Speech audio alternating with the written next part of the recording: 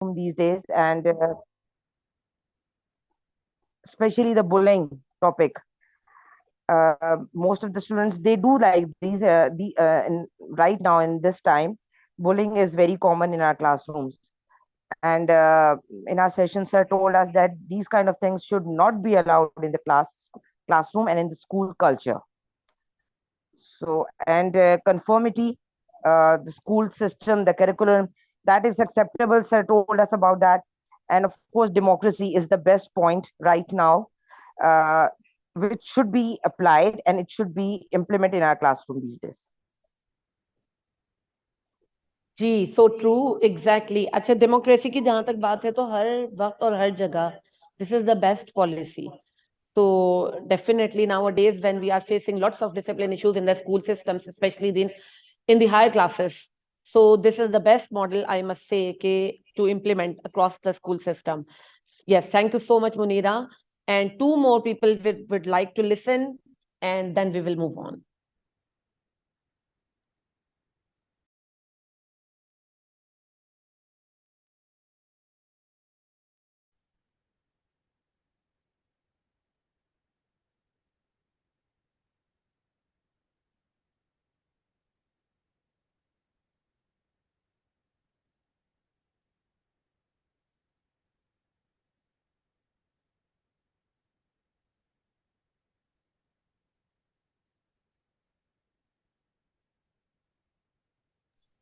वालेकुम मैम। जी, वालेकुम अस्सलाम।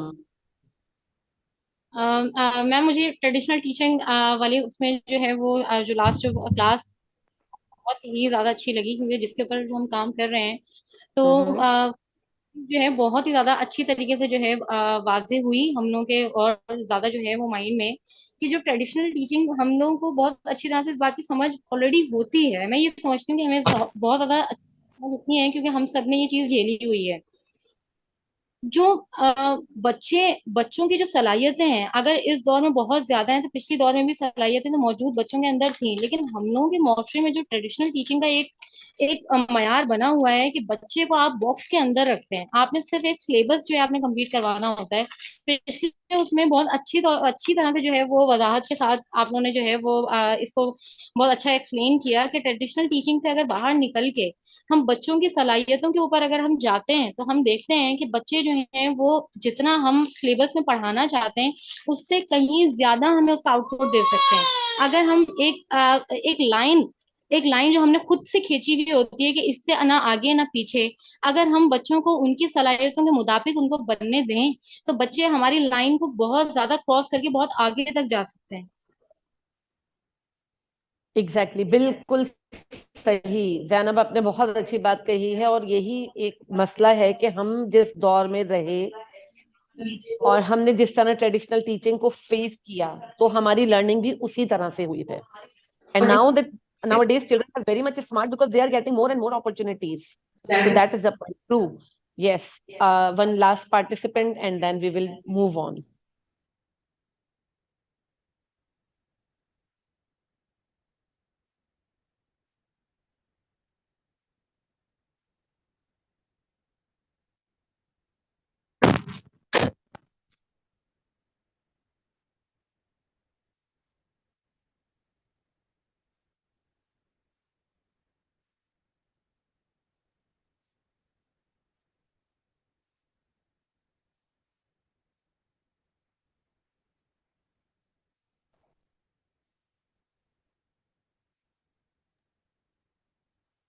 I can see Rameem here. Rameem, would you like to share something?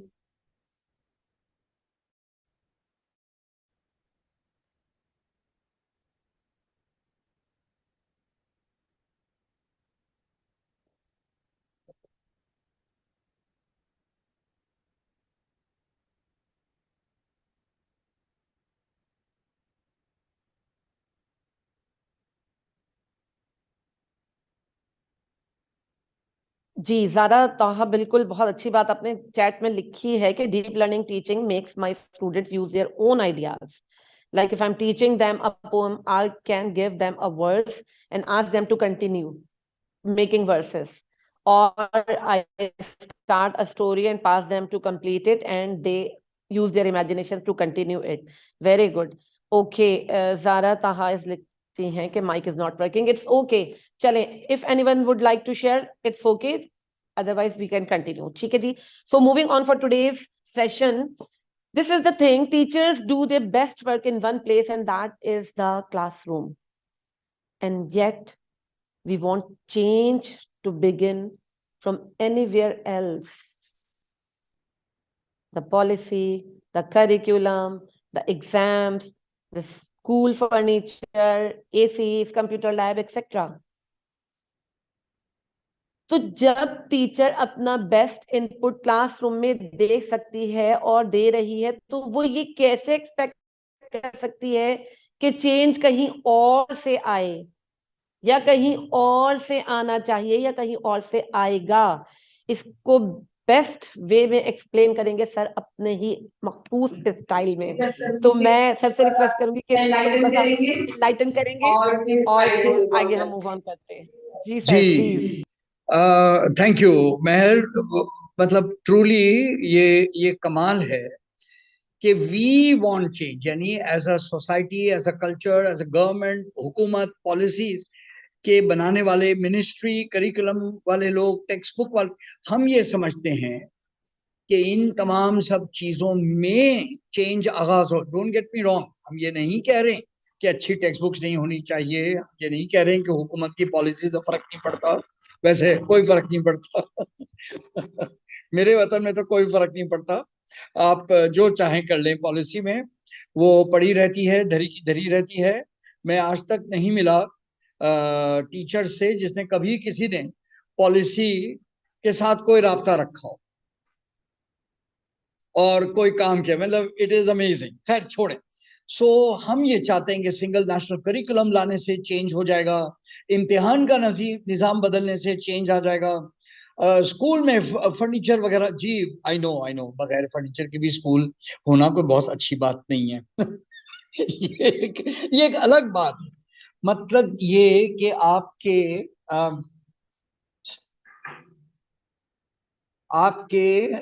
Air conditioners लगा दें, वो लगा दें, इस टाइप की नॉनसेंस के नतीजे में हम लोग कौम को हम चेंज ला नहीं सक रहे.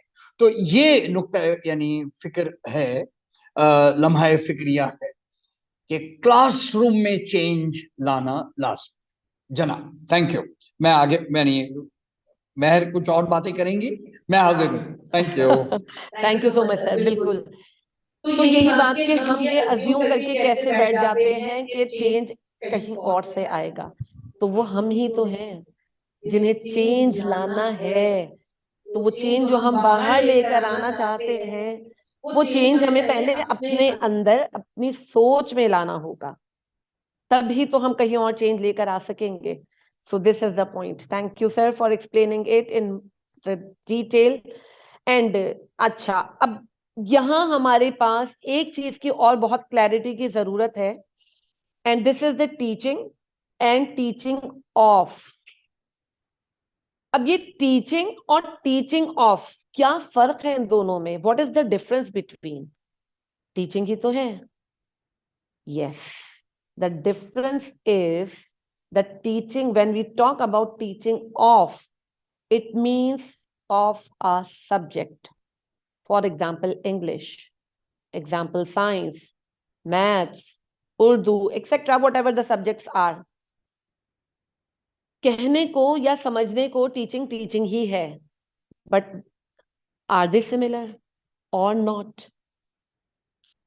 यस, इसकी भी क्लैरिटी हम सर से ही लेंगे.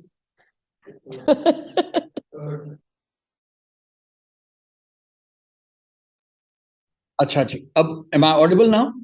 अच्छा,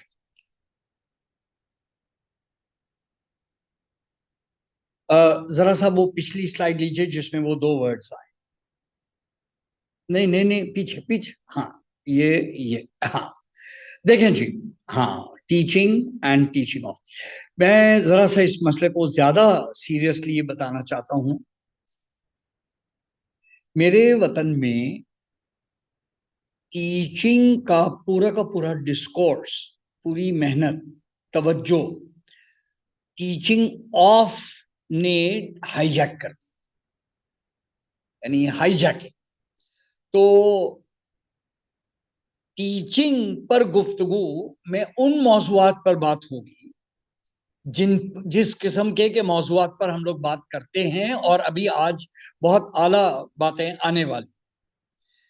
लेकिन मेरे वतन में अफसोस से बहुत सी महफिलों में टीचर ट्रेनिंग में मुराद है English teachers training, science teachers training, maths teachers training. और हम ये समझते हैं कि जब मैथ्स के टीचर्स वर्कशॉप में जाएं तो थोड़ी और मैथ्स सीख के आ जाएं, और इंग्लिश के इंग्लिश और उर्दू के तो कभी कोई नहीं जाता वर्कशॉप पे, और इस्लामियात वो दो लोग कभी भी नहीं जाते कहीं। तो खैर, तो पॉइंट ये है कि हमने कंटेंट नॉलेज को टीचिंग के साथ जक्सटापोज, हमने उसके साथ डाल दिया। अब आप अच्छी तरह समझ सकते हैं कि मेरे वतन में अक्सर टीचर, ये बात सही है कि अगर किसी टीचर को साइंस पढ़ानी है तो उसकी साइंस A1 होनी चाहिए, ये अभी इस वक्त बहस नहीं है, और अगर नहीं है तो उसको जानना चाहिए, ये भी बहस नहीं। बहस ये है कि हमारे टीचर्स को वो स्किल सेट चाहिए जिसमें कि मसलन क्लास का एक बदतमीज बच्चा या दो 28 बच्चों के टाइम को क्यों जाया कर रहा है। अब इसमें तो ताल्लुक नहीं है ना कि आप इंग्लिश की टीचर हैं या मैथ्स की हैं या साइंस की हैं उर्दू की, यानी इससे तो इसका ताल्लुक नहीं है। मसला यही है कि जब हम लोग वर्कशॉप्स में जाते हैं तो हम लोग मजीद कंटेंट नॉलेज सीख कर आते हैं, टीचिंग पर गुफ्तगू बाय चांस और इत्तेफाक से होती है, and that is a sad thing.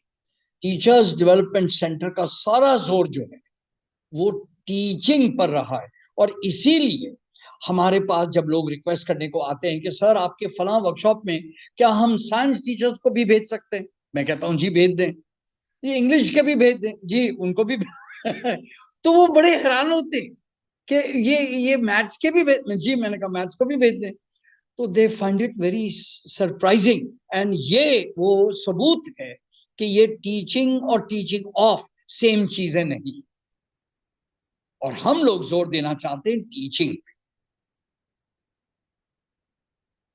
ठीक है जी, हेलो भाई, जरा चैट में यस कह के मुझे समझा दें, यानी इशारा कर दें कि, या हैंड रेज करके मुझे बता दें कि हाँ ये नुक्ता आप तक पहुंचा। हाला, जी जी जी, थैंक यू जी, जी जी माशाल्लाह, okay okay, good good good. So ये है ना हालात, ये यानी मैं आपके यस से मतलब यही समझ रहा हूँ। हाँ, I see Sakina Murtaza also, last time also I asked her, Sakina ये आपको लग रहा है कि हमारे मुल्क में ये हालात हैं?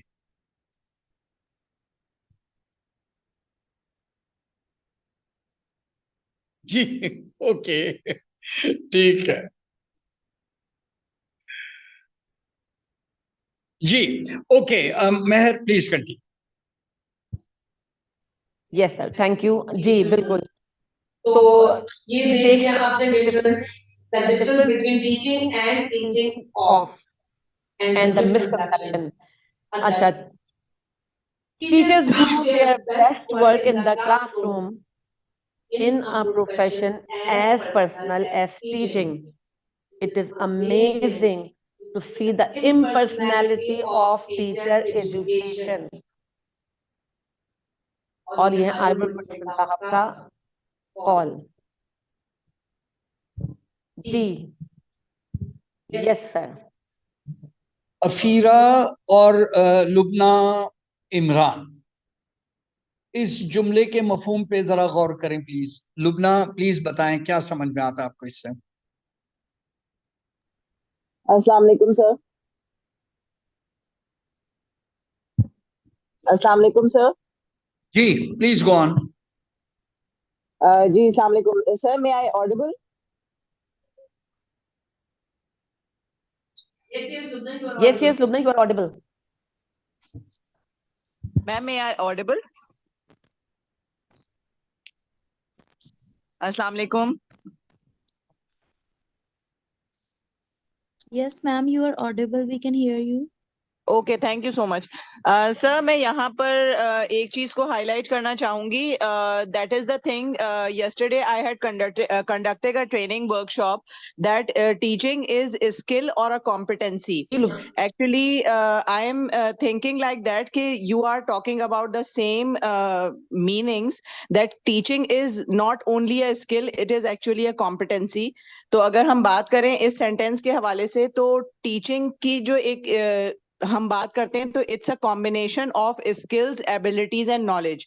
लेकिन नॉर्मली जो ट्रेनिंग्स में या जो हमें कंटेंट डिलीवर किया जाता है, या हम जो, जैसे अभी सर ने ये बात कही कि क्या मैथ्स के टीचर्स को भेज दें, क्या साइंस के टीचर्स को भेज दें, तो एक्चुअली हाँ, yes yes, I can't hear. जी एक्चुअली बात ये नहीं है कि हम सब्जेक्ट कंटेंट या सब्जेक्ट टीचर्स की बात कर रहे हैं, हम मेरा एक्चुअली बात unmuted ये कर है रहे हैं और टीचिंग मुझे एज अ आवाज नहीं आ रही। कॉम्पिटेंसी की। अच्छा लुबना, एक सेकंड के लिए होल्ड कीजिएगा जरा सा। जी, सर का सॉरी। माइक्रोफोन डिस्कनेक्ट हो गया, तो वो ही wants to listen, wait for a while. जी जी। नो, मेरा माइक्रोफोन कनेक्टेड है, मुझे उनकी आवाज नहीं आ रही। How is that?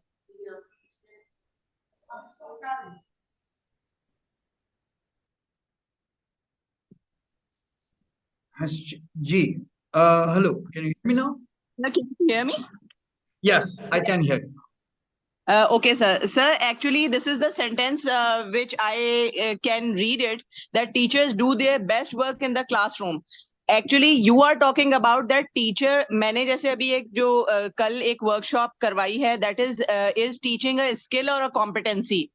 तो टीचर्स ही बाज दफा इसमें काफी कंफ्यूज होते हैं कि टीचिंग जो है वो स्किल है या कॉम्पिटेंसी। तो जब आपसे अगर ये सवाल किया गया कि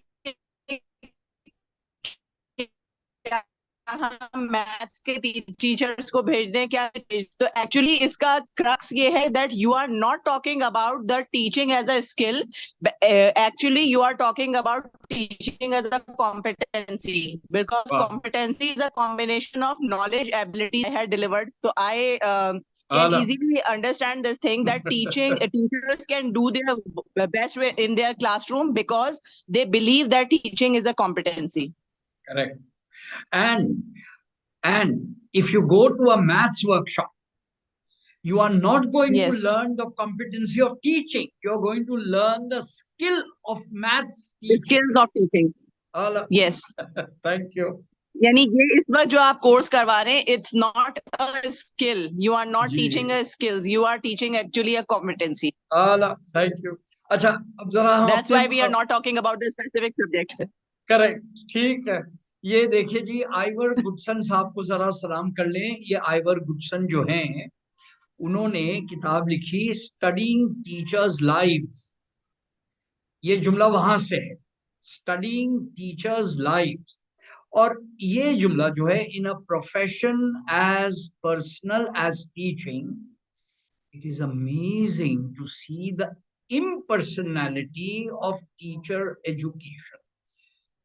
तो जी, जारा ने लिखा वे स्टूडेंट जी, वो बात हमारी चल रही है। इस जुमले के मैं मफहूम पर दो गुजारिशात कर लूं। मुश्किल बात है, it is not, it is मतलब इट्स बिग थिंग। मैं एक मिसाल ये दे, क्या आज हम में से हर कोई ये नहीं कहता या कह सकता है कि मैं मैथमेटिक्स मुझे इसलिए पसंद है कि मेरी जिंदगी में एक मैथ्स के अच्छे टीचर आए, या उल्टा, मुझे मैथ्स से सख्त कोफ्त है वो इसलिए कि मेरी जिंदगी में एक टीचर ने मुझे मुसीबत में डाल दिया। क्या ऐसा नहीं है? चैट पे जल्दी से प्लीज टिक करें।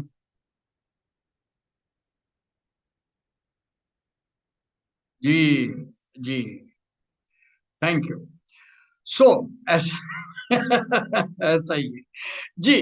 तो अब देखिए, पर्सनल एज टीचिंग, यानी टीचिंग एक पेशा है जो पर्सनालिटी पर जबरदस्त असर रखता है। पर्सनालिटी उस पर असर रखती है। लेकिन अगर आप टीचर एजुकेशन की किताब खोलें और उसमें जो लफ्ज टीचर लिखा हुआ होता है, ऐसा लगता है कि ये सारे मुतबादिल लोग हैं। यानी लफ्ज टीचर एक कैटेगरी है इंसानियत की, जिसमें कोई भी किसी की जगह ले सकता? नहीं जनाब, नहीं ले सकता। ये इंतहाई मखसूस बात है। अब देखिए, ये बहुत ही लतीफ बात है, मेरे साथ रहिएगा, ये बहुत दिलचस्प बात है। देखें, अगर पीआईए में पायलट का कोई मैनुअल लिखा जाता है जिसमें कि ये बताया जाता है प्लेन उड़ाने की क्या तरकीब है, तो पायलट जो हैं वो नकवी साहब हों, खान साहब हों, भट्टी साहब हों, भुट्टो साहब हों, जोन सभी साहब हों, अगर उनमें वो प्लेन उड़ाने की महारत है तो वो पायलट हैं, और अगर नहीं है तो नहीं है। मेरी मेरी बात समझ आ रही ना? यानी पीआईए या दीगर कंपनीज अपने पायलट्स के लिए जब मैनुअल्स लिखती हैं तो वो इम्पर्सनल होते हैं, वो मखसूस नकवी साहब के लिए नहीं लिखे हुए होते। Quite funny. ये मुमकिन ही नहीं है। लेकिन टीचर एजुकेशन में ऐसा करना एक इंतहाई कमाल की बात है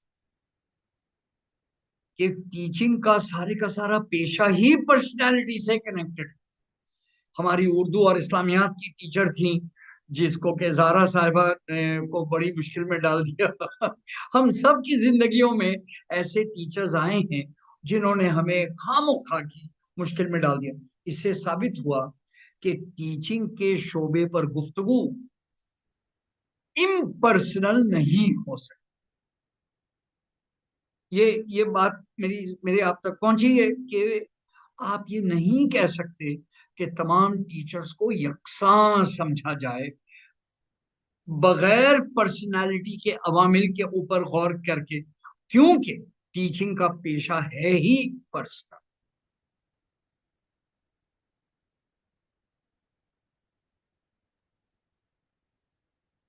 हेलो, हाँ जी बिल्किस। और मैं देख रहा हूँ कुछ लोगों की वॉल्यूम के साथ मसला है, लेकिन मैं कुछ राय सुनना चाहूंगा। ये नुक्ता आप तक पहुंचा जी? सदफ फातिमा अजीमी जी।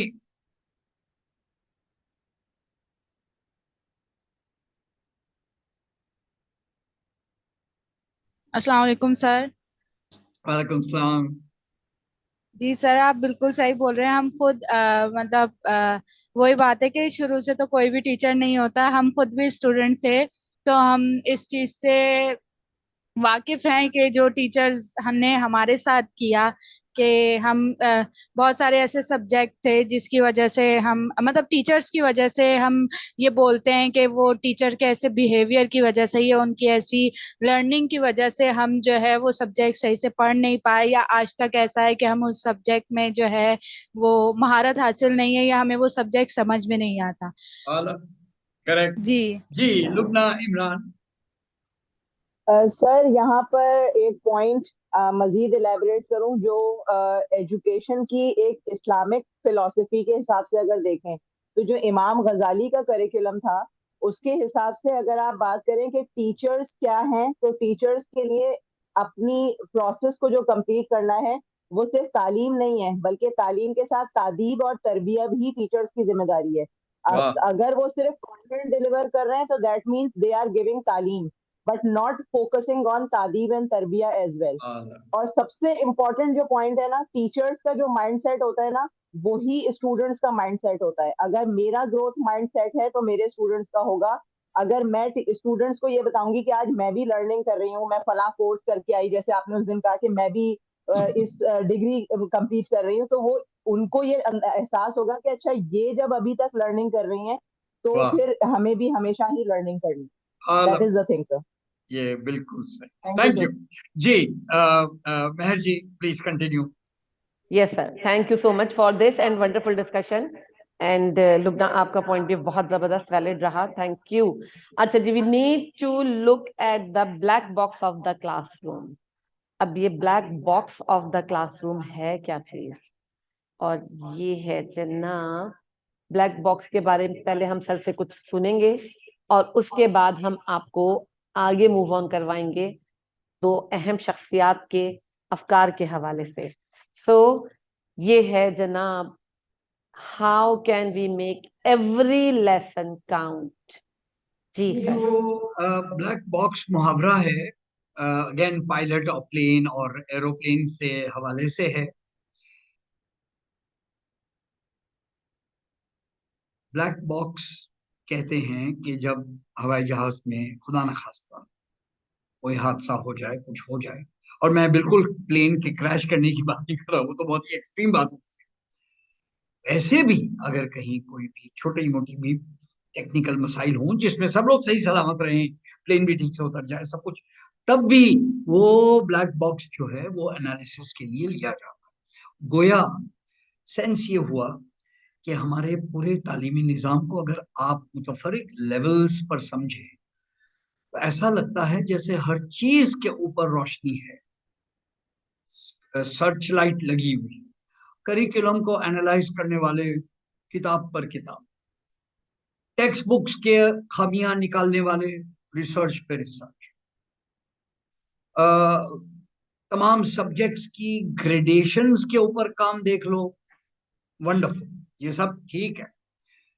लेकिन वो एक ब्लैक बॉक्स, वो एक क्लास, वो एक 35 मिनट का पीरियड, वो एक काम जो एक टीचर 25-20 बच्चों बच्चियों के साथ कर रही हैं, उसको कोई खोलने को तैयार नहीं। यानी एक अजीब बात है कि निजाम में घपला हो रहा है, जैसे कि हवाई जहाज की ब्रेक फेल हो गई या कुछ हो गया, तो ऐसे में हर लेवल पर तहकीक हो रही है, कोई ब्लैक बॉक्स नहीं खोल के दे रहा कि क्लासरूम में क्या हुआ। तो जब ये लेवल की सोच हम लाएंगे तो ये फिर सवाल नागुज़ीर होगा, how can we make every lesson का, ये 35 मिनट, 40 मिनट, 45 मिनट का जो पीरियड है, हम इसे कम न समझें। Therefore, हर पीरियड को बामकसद, गहरा, सॉलिड बनाने के तरीके क्या है। अब आप देखें, मैं समझ रहा हूं आज की गुफ्तगू हमारी टीचिंग के हवाले से टॉप ऑफ द क्लास, यानी जैसे कहते हैं ना, आज की सेशंस तमाम पिछली गुफ्तगू को जमा करते जाएं तो उस पर इक्वल टू साइन लगाएं तो वो आज की क्लास। तो अब हम देखते हैं दो हैंडसम बंदों को और जिनके ये अफकार अभी हम सीखते हैं। थैंक यू जी, मैं आपकी। जी सर, थैंक यू। अच्छा जी, हाँ, तो हम आपसे ये कह रहे थे कि जी जनाब, दो बंदों की बात हम आपसे कर रहे हैं, और the education we have is missing 6 things, and the education we want is based on these 6 things. वो 6 थिंग्स क्या हैं? और जनाब, for that we are grateful to Shaun Allison and Andy Tharby. ये हैं वो जीनियसेस जिनकी अभी हम बात कर रहे थे कि जिनके हफ्कार पे हम आज की क्लास में बात करेंगे। तो जनाब, ये Shaun Allison and Andy Tharby हैं कौन? Basically they are the teachers. Shaun Allison जो है, he was a science teacher and recently he is working as the head of the science department and CPD manager. And Andy Tharby जो हैं वो English teacher हैं और English department को lead करते हैं ये, और they are basically working on the classroom teachings and the teaching practices. So उन्होंने ये एक बहुत ही जबरदस्त किस्म का शाहकार पेश किया जो कि आप यहाँ पर भी देख सकते हैं। ये रहा वो शाहकार हमारे ही हाथ में, मेकिंग एवरी लेसन काउंट। अच्छा, इस मेकिंग एवरी लेसन काउंट में they have given and they have proposed 6 principles to support great teaching and learning. सिर्फ टीचिंग की बात अधूरी है अगर लर्निंग साथ ना हो, और लर्निंग इनकम्प्लीट है जब प्रॉपर टीचिंग ना हो। तो जनाब, इन 6 प्रिंसिपल्स पे हम बात करेंगे टीचिंग एंड लर्निंग का, और इसके 6 प्रिंसिपल्स जनाब जो इन्होंने इस बुक में मेंशन किए हैं वो ये हैं। The first one is the challenge, explanation, modelling, practice, feedback and questioning. अब हम इन 6 प्रिंसिपल्स को वन बाय वन देखते हैं और इनके बिट्स एंड बाइट्स पर बात करते हैं जनाब। तो ये एक फिगर जो इस बुक में बड़ी अच्छी सी थी मगर काफी कॉम्प्लिकेटेड लगी, लेकिन उसको बहुत आसान बना दिया एक एक पॉइंट को हाईलाइट करके। अगर आप फर्स्ट पॉइंट देखें तो चैलेंज इज हाईलाइटेड, ठीक है जी। तो पूरी मैकेनिज्म में, पूरी मशीनरी में और मैकेनिज्म ऑफ एक्शन में सबसे इंपॉर्टेंट बात चैलेंज की है। तो चैलेंज पे अगर आपको याद हो, इस पिक्चर पे we have already talked in the previous sessions, हमने बात की थी और उसमें हमने ये भी बात की थी कि चैलेंज क्या है, setting the bar high for all students. जिसपे सफीर साहब का जुमला मुझे याद है कि उन्होंने यही कहा था कि अगर हम चैलेंज हर शख्स के लिए हाई कर दें तो हमारी क्लास में जो नॉर्मल एवरेज स्टूडेंट्स हैं उनका क्या, उनको हम किस तरह से मैनेज करेंगे। तो उस पर भी हमने काफी तफसील से बात की थी उस सेशन में। तो जनाब हमारा it is easy to lower the bar, ये बात हमने उस दफा भी कही थी, जस्ट टू रिकॉल दिस। बहुत आसान होता है बार को लो कर देना, बहुत आसान है तमाम स्टूडेंट्स को धक्का देकर पास कर देना एंड सिलेबस कवर करवा देना, और जनाब उनके पेरेंट्स को इस बात के लिए ब्लेम करना कि जी चूंकि घरों पर मेहनत नहीं की जाती, पेरेंट्स तवज्जो नहीं देते, that's why the students are like this, and to label them the slow learners. इसकी बात हमने काफी तफसील से की थी कि हम हर चीज का इल्जाम दूसरे ही पर क्यों डालना चाहते हैं, हम हर चीज का मोरिद इल्जाम सामने वाले ही को ठहरा देते हैं। वो 4 उंगलियां जो हमारी तरफ इशारा कर रही हैं हम उनको क्यों नहीं देखते।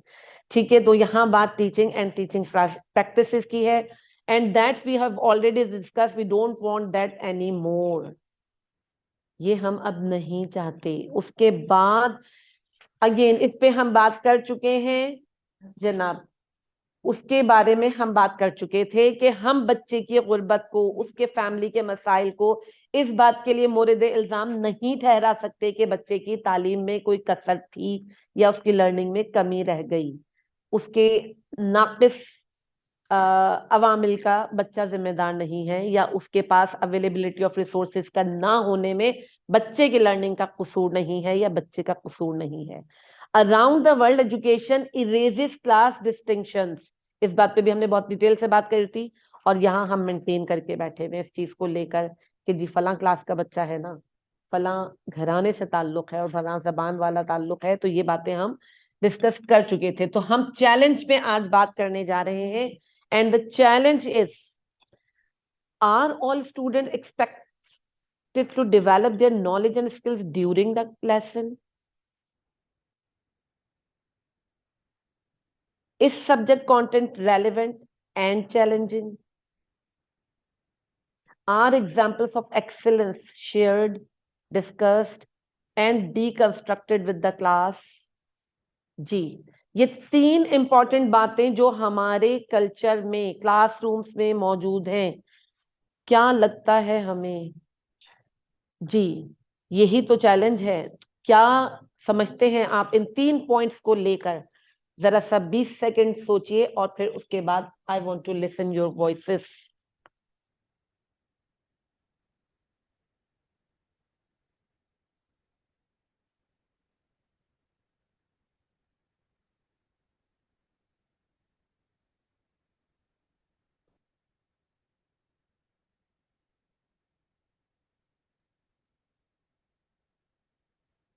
अच्छा, Sonia अजीमी, you are saying show the slide again. Which slide you are saying?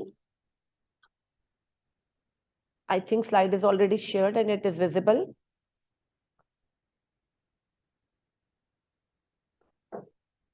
Okay.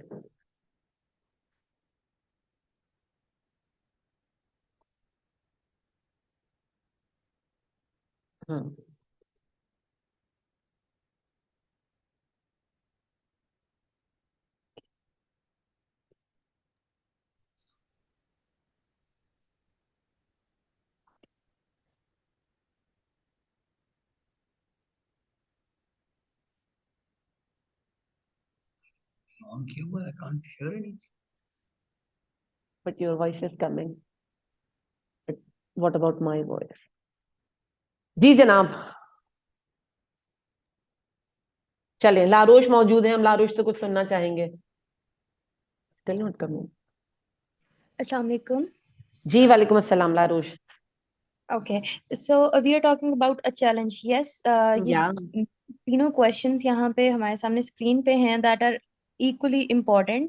और अगर हम इन तीनों की बात करें तो डेफिनेटली डीप लर्निंग हम लोग यहाँ से ही हो सकती है अगर हम लोग इन तीनों चीज़ों को अंडरस्टैंड कर लें। For example, is the subject content relevant and challenging? जहाँ पे हम लोग चैलेंजिंग सिचुएशंस को आई थिंक देखते हैं, वहाँ पे बच्चे की लर्निंग भी है और साथ में टीचर की लर्निंग भी है। हमने एक वर्कशॉप True. अटेंड की जहाँ पे उन्होंने एक आइडिया दिया था मार्स पे, उन्होंने कोई प्रोजेक्ट भेजना था और वो चाहते थे कि उन्होंने ना एक अंडा लैंड करना था मार्स पे, and they wanted to create a way कि जिससे वो अंडा ब्रेक ना हो। तो एक स्कूल में यहाँ पे पाकिस्तान में वो प्रैक्टिकल परफॉर्म करवाया गया था, एक टीचर ने करवाया था, और उनकी क्लास के 8 स्टूडेंट्स ने वो उस प्रोजेक्ट में पार्टिसिपेट किया था, और 8 के 8 स्टूडेंट्स ऐसा एक प्रोजेक्ट बना पाए थे जिससे वो अगर 5 लाइक स्टोरी बिल्डिंग से अंडे को ड्रॉप करते थे तो वो ब्रेक नहीं होता था। दैट मीन्स कि चैलेंजिंग जो है वो लर्निंग में इन्वॉल्व है, और अगर हम उसको लेके चलते हैं definitely class is you know it would be good.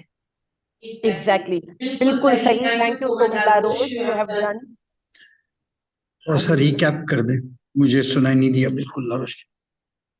अच्छा, can you hear me now? लारोश, या आई कैन। हाँ, जरा सा आप लारोश की बात हाँ, समराइज कर दें। लारोश की बात यही थी कि she was explaining कि once she has attended a workshop and in that workshop the teacher explained कि एक प्रोजेक्ट डिजाइन करना था कि मार्स पे जो है वो एक एग को लैंड करवाना था। तो she demonstrated and then few students of the class they did it as an experiment and they did it. Okay, That was sharing of Larosh. Right, thank you. नहीं, जहाँ ये तो मिसाल बहुत ही अनोखी और दिलचस्प है, and that's a great example. नहीं, यहाँ पर जो बात हो रही है ये जरा सा मैं तफसील इसका मैं कॉन्टेक्स्ट थोड़ा और अच्छा कर दूं। ये 3 सवालात जो हैं, चैलेंज को हमारी रोजमर्रा टीचिंग में शरीक करने का तरीका, ये मेथोडोलॉजी है। तो are examples of excellence shared, discussed and deconstructed with the class. ये तीसरे सवाल पर जरा सी वजह। सपोज आप 5वीं जमात के बच्चों को पढ़ा रहे हैं, क्या 6ठी जमात में गए हुए पिछले साल के बच्चे, यानी जो पिछले साल जब 5वीं में थे और जो फर्स्ट आए या सेकंड आए या थर्ड आए, उनकी बेहतरीन अंग्रेजी राइटिंग और मैथ्स के सम्स और साइंस का काम फोटोस्टैट करके बगैर नाम के बच्चों को दिखाए जा सकते हैं, सो दैट हर बच्चा क्लास में कहीं भी हो, क्लास 5 में, उसे ये मालूम हो कि क्लास 6 में जाने में फर्स्ट, सेकंड और थर्ड रैंक में इस दर्जे की परफॉर्मेंस मुझे करनी होगी। ये है चैलेंज। तो मैं समझता हूं कि ये इंतहाई दिलचस्प बात है जो हमारे निजाम में नहीं है। मैं लारोश के एग्जाम्पल के यानी बारे में एक कमेंट ये करूंगा कि हम लोग कभी कभी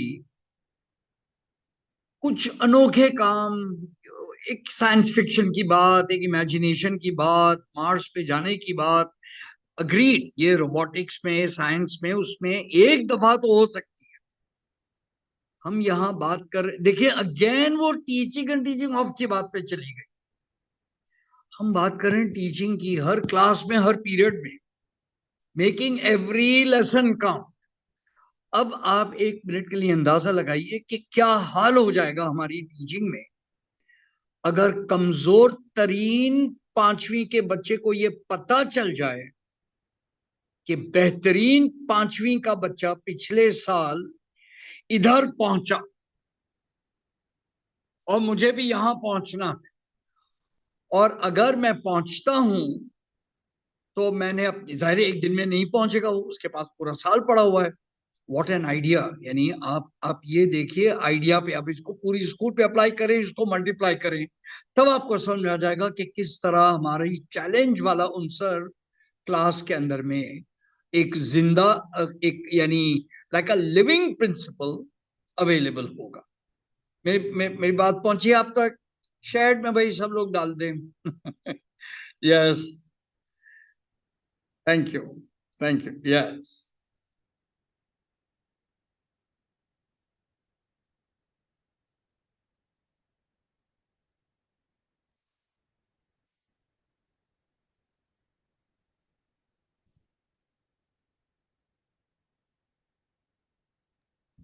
बहुत खूब, ठीक है जी, प्लीज कंटिन्यू। मेहर आगे बढ़े।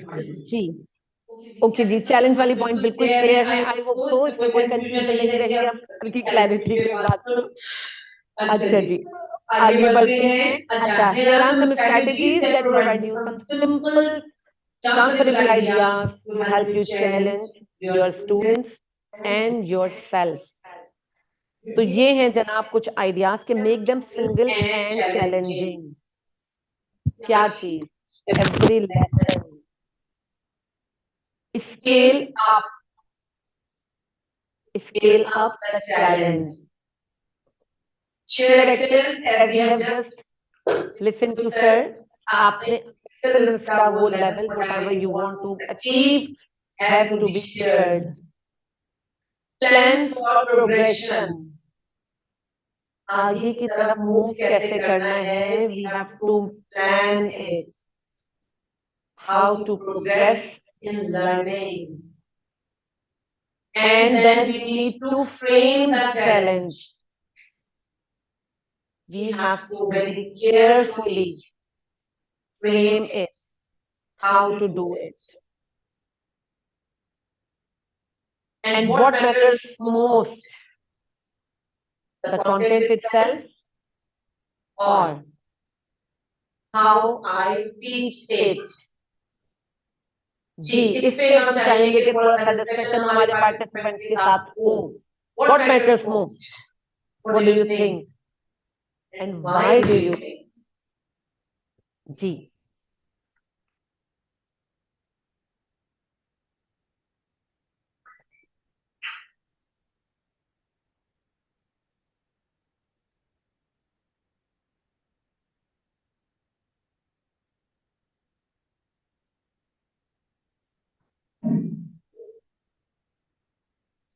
मुनीरा लिख रही हैं how I teach, of course। Lubna is also how I teach। Of course, बिल्कुल। We all know that the matter is not only the content, but how we deliver that content is much more important। Obvious बात है, और इसी चीज को हम बहुत time से डिस्कस करते हुए आ रहे हैं पूरे कोर्स में। तो जनाब ये थी चैलेंज के हवाले से बात। If there is any confusion and question regarding this challenge, most welcome to ask। Then we will move on to the next principle।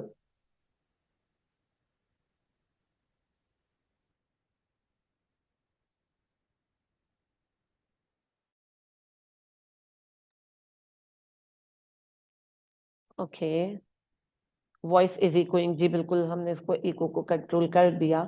I hope now it is okay. Actually we are sitting in the same room, that's why, no issue। Yes, thank you। Okay ji, any clarity is needed in this challenge? Okay, fine, so move on to the next principle, and that is explanation। This is the content knowledge, of course, and the choice of the analogies, examples, metaphors, images for a good explanation। Explanation, not explain, explanation। And it is there that the shared culture between the teacher and the student is most necessary। Sharing की बात अभी हमने की, इससे पहले भी कर चुके हैं कि whatever the things are to be done, it should be shared with the students। Whatever we are going to learn, whatever, okay, going to plan something, it needs to be shared। and इसकी मजीद तफसीलात हम सुनेंगे sir से। Yes sir.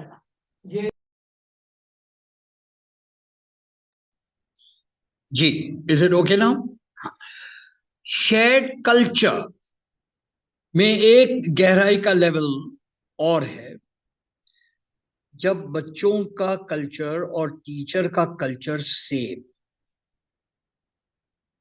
अगर मिलादुन नबी में teacher और बच्चे मिल करके कुछ काम करते हैं, यह है शेयर्ड कल्चर।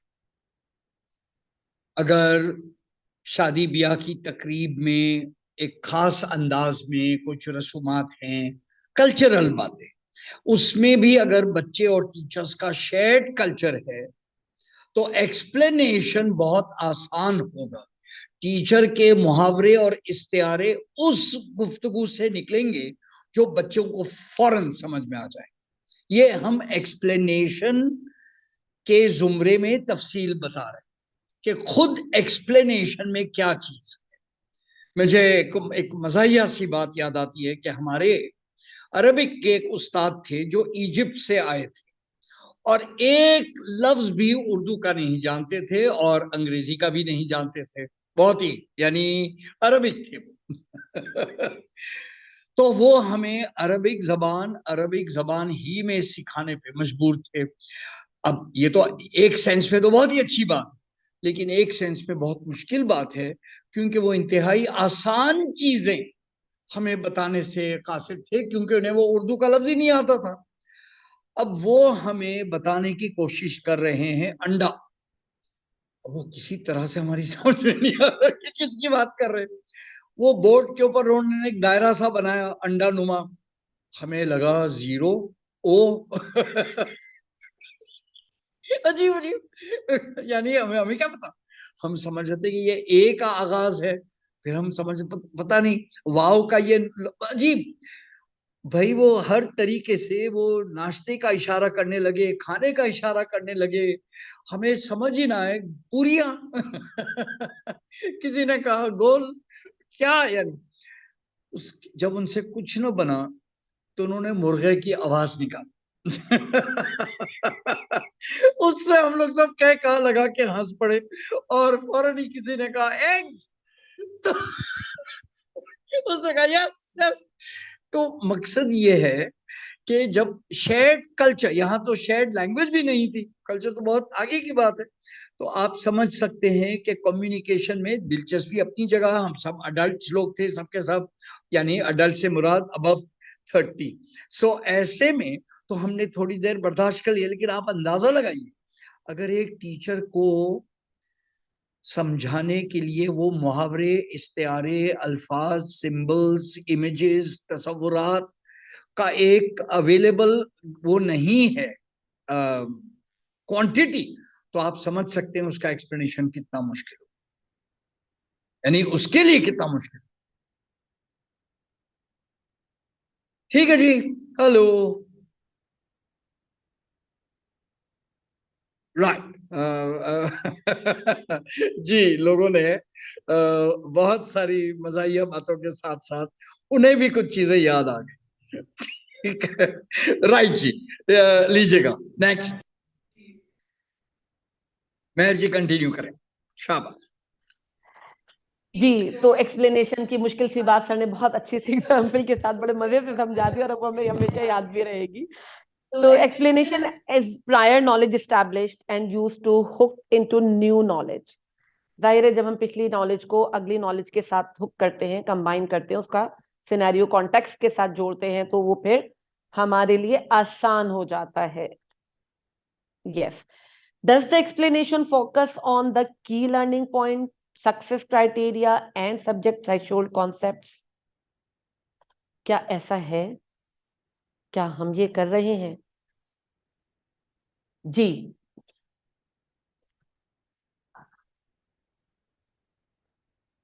जी बिल्कुल। हम इस चीज की जब बात कर रहे हैं तो ये हमारे वो अनासिर हैं जो हमारे एक्सप्लेनेशन के साथ मर्ज्ड हैं। क्या एक्सप्लेनेशन हमारी की लर्निंग पॉइंट पर फोकस है? क्या सब्जेक्ट थ्रेशोल्ड कॉन्सेप्ट वहां मौजूद है या नहीं है? ठीक है जी, तो ये चीज आगे चलें थोड़ा सा हम। Are there opportunities to make the explanation more concrete and credible? क्या हम अपनी एक्सप्लेनेशन में इस बात को देख रहे हैं या उसमें हमारे बच्चे को समझाने के लिए कोई ऐसी अपॉर्चुनिटी मौजूद है कि हम उसको कोई कॉन्क्रीट और क्रेडिबल नॉलेज दे सकते हैं? रियली? जी sir, would you like to share something?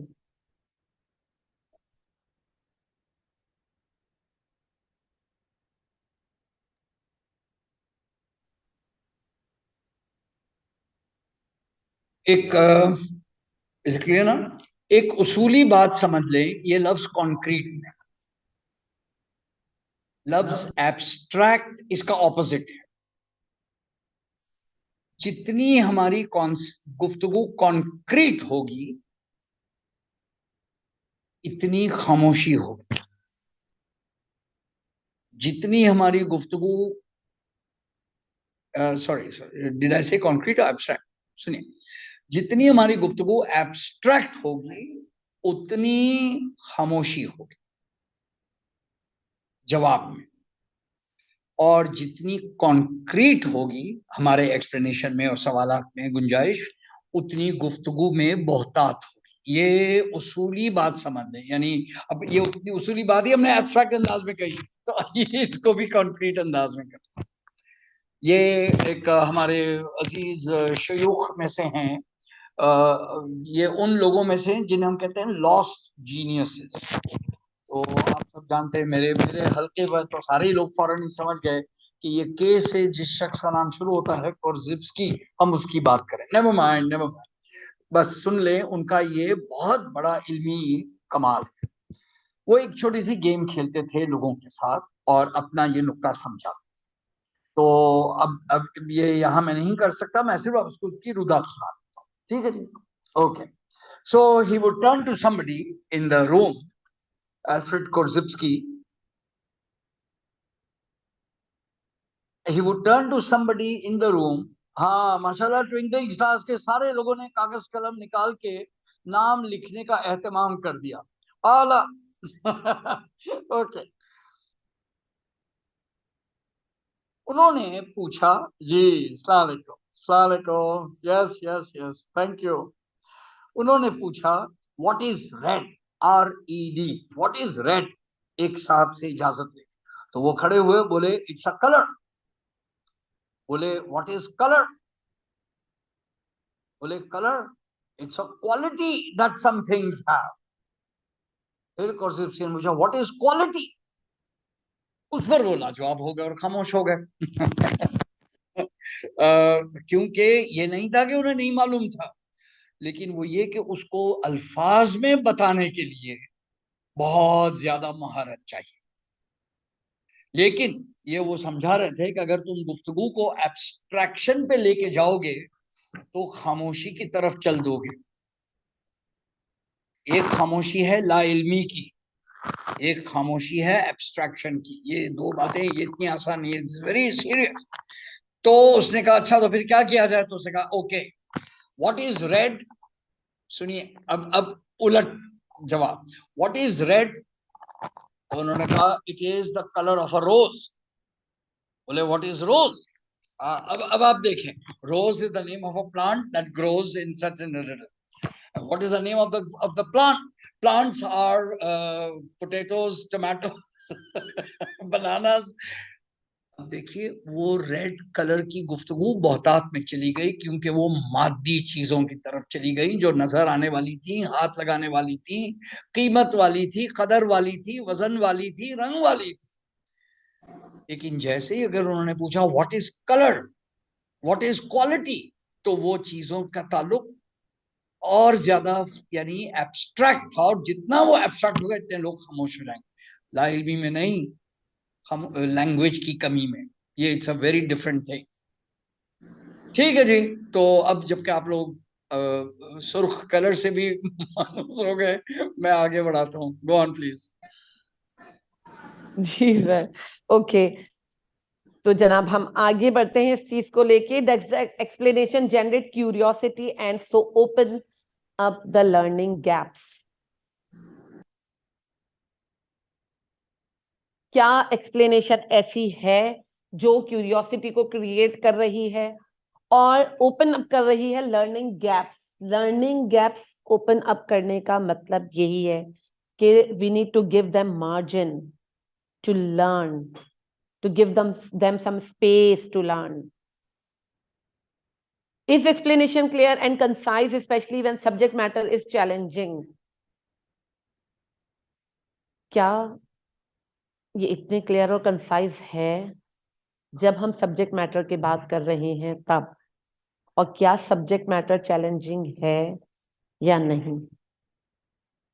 Is explanation clear and concise, especially when subject matter is challenging? जब हमारा सब्जेक्ट मैटर एक इतना डिफिकल्ट चीज थी, जैसे अभी सर ने एब्स्ट्रैक्ट वाली एग्जांपल दी, कुछ ऐसी चीज जिसका कोई आइडिया ही नहीं है, कोई इमेज ही नहीं है माइंड में हमारे बच्चे के, तो क्या उस वक्त हमारी एक्सप्लेनेशन इतनी क्लियर और कंसाइज है कि हम उस चीज का कॉन्सेप्ट, वो अपनी बात उस तक पहुंचा सकेंगे या नहीं, या पहुंचा पाए या नहीं. Is teacher talk and gesture enthusiastic, kind and inclusive? क्या टीचर का अपना जेस्चर, उसकी अपनी विलिंगनेस इतनी नजर आती है इस चीज को लेके, does it she shows enthusiasm or not? Kind है, इंक्लूसिव है या नहीं? जी जनाब. तो एक्सप्लेनेशन के लिए आपको ये सारी बातों का ये ख्याल रखना है. These are the key points, the key tools you must say for the teachers. And explanation are the bedrocks on which all learning, future learning build. एक ऐसा हमें प्लेटफॉर्म दे रही है हमारी एक्सप्लेनेशन, जिसपे हमारे बच्चे की तमाम लर्निंग आगे की दारोमदार है, उस पर बेस कर रही है. तो उसके लिए कुछ important points: explain first, open the gap, keep the main thing the main thing. जो इम्पोर्टेंट बात है उस बात को ही अहमियत दीजिए.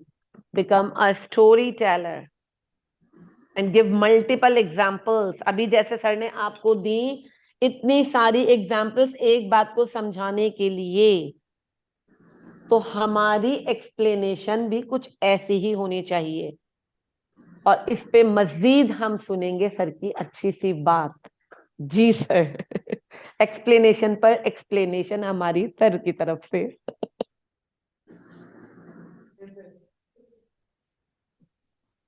हाँ जी. This is getting better and better. ये एंडी हार्बी का नाम हमने लिया तो हजरत एक और किताब के भी मुसन्निफ है, और वो ये है, how to explain absolutely anything to absolutely anyone, the art and science of teacher explanation, Andy Tharby. हम इनके नाम से इतने मद्दा हुए कि हमने ये किताब amazon.com से मंगवा ली, और ये बहुत ही खूबसूरती से इन्होंने तमाम दुनिया भर के subjects, English, foreign relations, diplomacy, geography, history की तमसीलें, मिसालें, सिंबल्स, इमेजेस के साथ इन्होंने बड़े, यानी इट्स अ फनी टाइटल. ज़ाहिर है इनके मुराद बस बात सिर्फ वही है कि how to explain absolutely anyone, anything to absolutely anyone. मैं एक ही चीज कह दूं कि जी एंडी थारवी साहब, आपकी हुस्न जन है कि आप ये कर सकते हैं उन लोगों को जो समझना चाहते हैं. इसमें वो लोग मुस्तस्ना हैं जो जो अकल और उसके ऊपर पर्दे डाल के सुम्मुन बुकमुन अमीउन फहुम ला यरजून के दर्जे पर हैं, जिनके कुलूब पे मोहर लग चुकी है, जिनकी अकल पे पर्दे हैं, वगैरह वगैरह. फिर ये एक अलग किस्म की गुफ्तगू है, लेकिन बात यू अंडरस्टैंड, एंडी थारबी इस मामले के बड़े नाम में से. ठीक, प्लीज, थैंक यू. जी जनाब. तो हम यहाँ लेंगे, अब हमारा ब्रेक टाइम आ चुका था, थोड़ा सा हम टाइम एक्सीड कर चुके हैं, but it's okay, no problem. 5 minutes का हम ब्रेक लेंगे, because out of 6 principles we have done 2, 4 are still to go. So after 5 minutes we'll continue, and okay, 10 minutes. After 10 minutes we will continue. Thank you.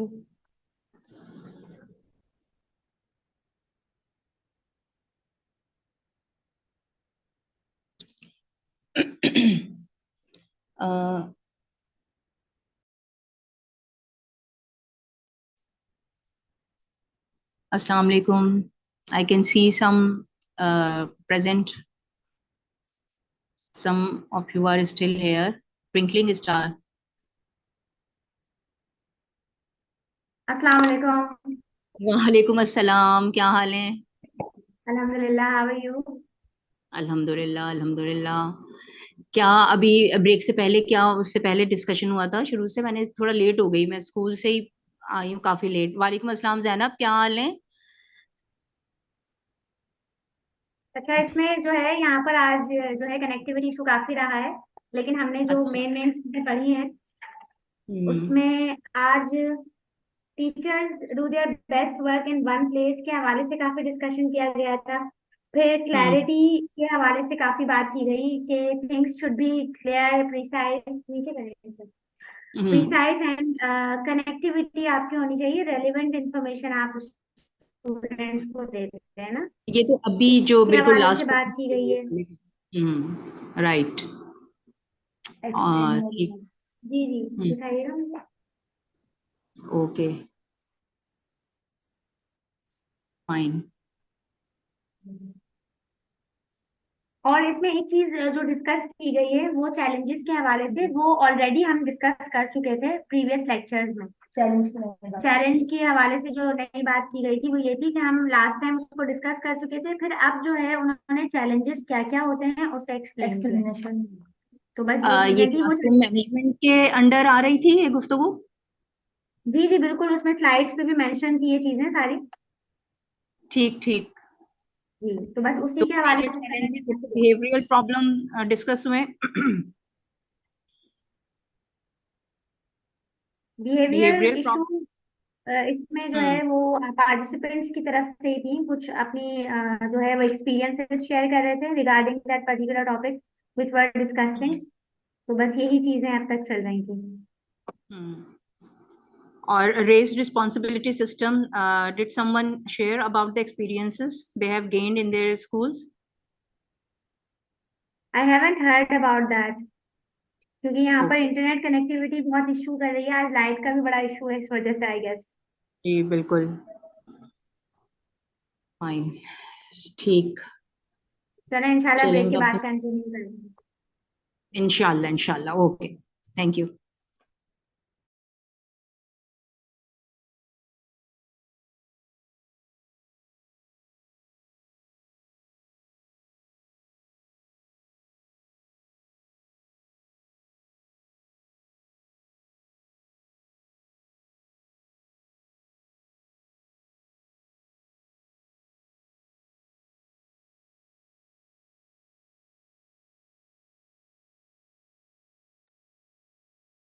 जी जनाब, आ जाते हैं हम वापस। Next हमारा, आई अस्सलाम होप के वालेकुम। All are here. वालेकुम अस्सलाम। जी, अच्छा, कुछ लोगों ने हमें जस्ट अभी फ्यू मिनट्स पहले ही ज्वाइन किया है, आई डिड सी, और हम आपकी गुफ्तगू भी सुन रहे थे कि आज की क्लास में जो डिस्कशन हुई है। बहरहाल आपको वीडियोस वगैरह मिल जाएंगी, पूरी रिकॉर्डिंग उसकी, तो if you have miss something, no issue, आप उसको चेक कर लीजिएगा, देख लीजिएगा, ठीक जी है जी। इंशाल्लाह इंशाल्लाह, थैंक यू हाँ, so much. No problem, thank you, welcome. ठीक है जी, मूविंग ऑन। और हम बात कर रहे थे ये तमाम 6 प्रिंसिपल्स की, जिसमें से हमने 2 कवर किए, challenge and explanation. Now come to the next principle and that is modelling. Okay जी, मॉडलिंग के हवाले से जो बात हमारे समझने की है और जिस चीज पे हमारा फोकस होना चाहिए, इस practical work and other activities carefully modelled are examples of excellent were shared and compared. This is great because are exemplary examples of subject specific products including writing deconstructed with the students. ये बात अभी जो बिल्कुल पहले sir ने कही थी, simple वही इससे कनेक्टेड है कि क्या वो एग्जाम्पल्स शेयर की गई हैं जो आगे जाके मुझे फॉलो करनी चाहिए या मेरे लिए एक रोल मॉडल के तौर पर मैं उसको इम्प्लीमेंट कर सकूं। ठीक है जी, ये वही बात है। आगे हम चलते हैं थोड़ा सा। Echo is there. Yeah, better. Yeah. ठीक है जी, तो इसी चीज का कनेक्शन जो अभी हमने पीछे भी बात देखी थी, ये उसी चीज से कनेक्टेड है कि things should be prior explained and it should be shared with the learners. They should know where to go and how to go. Is expert thinking modeled by verbalizing implicit thought processes?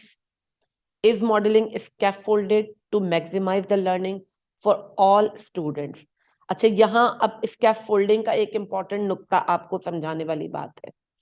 ठीक है जी, scaffolding पे हम तफसील से बात भी करेंगे कि स्कैफोल्डिंग करना और सपोर्ट किस हद तक देना are something important. Sir would like to say something. मैं ये जो है ना, expert thinking model by verbalising implicit thought processes, इसकी मैं मिसाल दे दूं ताकि वो ये बहुत एब्स्ट्रैक्ट बात है और मुश्किल बात है। अक्सर जो लोग के मैथमेटिक्स के एक्सपर्ट्स होते हैं, अगर आप उनके पास बैठ जाए और आप उनसे कोई एक मुश्किल सा मैथ्स का सम हल करवाएं और आप करीब से उनको गौर से सुने, आप देखेगा कि वो सरसराहट में कुछ जोर जोर से बोल रहे होते हैं। जोर से मतलब खामोशी से, सरगोशी। तो उनका जो मेंटल प्रोसेस है उसको वो कंप्लीटली अपनी गिरफ्त में रखे हुए होते हैं, उनकी तवज्जो टोटल होती है। तो वो जो है मेंटली हिसाब लगा रहे होते हैं। अच्छा अच्छा अच्छा अच्छा, अब वो डिपेंड करता है किस जबान में कर रहे हैं। इंग्लिश में अगर है, उर्दू में है, इट ऑल डिपेंड्स, कल्चरल बात है। ये इम्प्लिसिट थॉट प्रोसेस अक्सर हम बच्चों को सिरे से सिखाते ही नहीं। इन द वेस्ट मैथमेटिक्स के हर सम के साथ टीचर बच्चे को बुलाती हैं और कहती है मुझे तुम तहतुल लफ्ज बोलते जाओ कि तुमने ये सम किया कैसे, मुझे वो अल्फाज में बोलते जाओ। तो अब अगर सपोज 3 डिजिट के नंबर को 3 डिजिट के नंबर के साथ प्लस करना है तो बच्चा जोर से कहता है yes miss, 4 + 6 is 10, 0 carry 1, 8 + 9 is 17 and 1 18, 8 carry 1। ये जो बात है इसे प्रोटोकॉल्स कहते हैं। तो जब टीचर एक्सप्लिसिटली क्लियरली जोर से बच्चों के सामने अपना जहन का प्रोसेस अलल ऐलान सुनाती हैं तो ये modelling of the thought process. ठीक, देखें आप मुझसे राब्ते में रहिएगा, मौका हुआ इसकी और तफसीलात हो सकती है। ये बात हमारे बच्चों को अक्सर वो मुहैया ही नहीं होती, देयरफॉर वो गुडमुड रहते हैं और परेशान। ठीक, मैं we won't worry more about this, please continue. Scaffolding की बात यह है कि जो 3 स्टेप्स आगे आ रहे हैं एक के बाद, तो वो जो है स्कैफोल्डिंग का एक मजमूई नाम। प्लीज गो आप। Yes sir, okay. अच्छा जी, moving to the next slide it is एक second. It is through practice that you set benchmark of excellence. बिल्कुल, ऑफ कोर्स। और उसके लिए ये कुछ इंपॉर्टेंट बातें: live modelling, admire each other, grow expert apprenticeship, design a feedback mirror. जी, ये 4 बातें जो हम आपको यहाँ पे कह रहे हैं, मॉडलिंग के हवाले से बात हो रही है। लाइव मॉडलिंग, बिल्कुल जो काम आप करवा रहे हैं उसको परफॉर्म करके दिखाइए बच्चों के सामने ताकि उन्हें पता हो। एडमायर ईच अदर, अगर मेरे अंदर कोई अच्छी बात है और मैं उसको रोल मॉडल करके या मॉडलिंग करके सिखा सकती हूँ तो मुझे उसको सिखाने का मौका दिया जाए और मुझे उस पर एप्रिसिएशन भी दी जाए और एक दूसरे को एडमायर किया जाए, चाहे वो स्टूडेंट टीचर हो या टीचर स्टूडेंट हो या पेयर्स हो, राइट। स्टूडेंट एक दूसरे को कर सकते हैं, टीचर एक दूसरे को कर सकते हैं, क्योंकि मैनी टाइम्स भी हमने ये भी बात की थी पिछले सेशंस में कि if the teacher is expert in something, why it is not allowed in the school culture that she should go into another section of the same class and perform the same actions or the same explanation. So we should admire each other, we should give these opportunities to each other. Grow expert apprenticeship और उसके बाद design a feedback mirror. अच्छा, feedback mirror वाली बात, feedback की भी बात अभी हम आगे डिटेल में ही करते हैं। और ग्रो एक्सपर्ट अप्रेंटिसशिप पे सर से बात सुनेंगे हम, अच्छी वाली।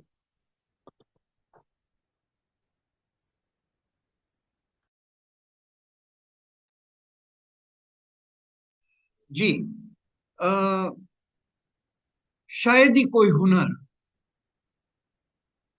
कोई उस्ताद अपने शागिर्द तक पहुंचा सका हो मगर ये कि शागिर्द ने उसके साथ टाइम गुजारा हो और उसका मुशाहिदा किया हो कि उस्ताद साहब करते क्या और कैसे करते हैं। तो हमारे किसी टॉक में हमने मौसीकी के हवाले से बात की कि एक राग सिखाने वाले उस्ताद ने स्टूडेंट से कहा कि आप दौड़ लगाएं।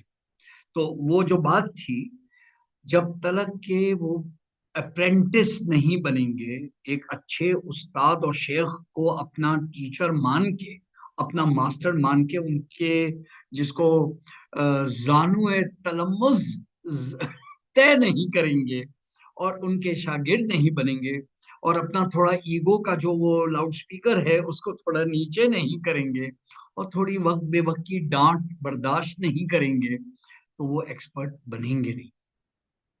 आज जो शख्स भी एक्सपर्ट है अपनी किसी फील्ड में, और मैं बिल्कुल अपनी बात करता हूँ किसी और का, मैं बहुत छोटा आदमी हूँ, लेकिन हमने अपने असातिज़ा से जिस अदब और एहतराम से उनकी बातें बर्दाश्त की, सुनी, उसी में हमने वो जौहर पाए जिसको कि अपना करके आज मैं आप लोगों में से बहुत से लोगों की दाद कबूल करता हूँ और मैं शुक्रगुजार हूँ अपने पीछे के टीचर से जिनका कि मैं शायद, तो ये एक शुक्राने का एक सिलसिला है जो तमाम असातिज़ा अपने शागिर्द और तमाम शागिर्द अपने असातिज़ा से है। जी, इतनी अच्छी बात, जबरदस्त। Thank you. अच्छा जी, अगली स्लाइड की तरफ चलते हैं जल्दी से। अगली हमारी बात है जनाब डेलिब्रेट प्रैक्टिस पे बात है। सब लोग प्लीज जरा देख लें, लफ्ज स्कैफोल्डिंग येलो में सबसे ऊपर लिखा हुआ है। ये लफ्ज हमारे टीचर ट्रेनिंग वर्कशॉप्स में अक्सर इस्तेमाल होते हैं, लेकिन मुझे एलिसन और थाबी का लफ्ज स्कैफोल्डिंग को इन 3 बातों पर डिस्ट्रीब्यूट करने में बड़ा एक हमें एक शानदार बात लगी। हाँ, बहुत खूब जैनब, बादब बानस, थैंक यू। तो स्कैफोल्डिंग जो है वो ये 3 बातों पर बेस्ड है, ठीक है जी। तो प्लीज अंडर, बस हमें इतना ही कमेंट करना, we won't go more in detail. अब आपको समझ आ गई कि लफ्ज हर टीचर वर्कशॉप्स में, मॉडर्न किताबों में स्कैफोल्डिंग का लफ्ज इस्तेमाल होता है और उसके मुतफरिक मानी देते हैं और ठीक देते हैं, अभी वो उस बहस में नहीं जा रहे। लेकिन ये जो दिया गया है 3 बातें, deliberate practice, feedback and questioning, ये उसका कह दीजिए अमली मजहर है। तो ये मैं समझता हूँ बहुत माकूल और पावरफुल बात है। प्लीज सुनिए। थैंक यू जी, तो हम इसको मूव करते हैं। बिल्कुल प्रैक्टिस है सबसे पहली बात। जब हम स्कैफोल्डिंग के सब टूल्स की तरफ बात कर रहे हैं, तो once a student have input from the teachers, are they given time to practice the new knowledge and skills?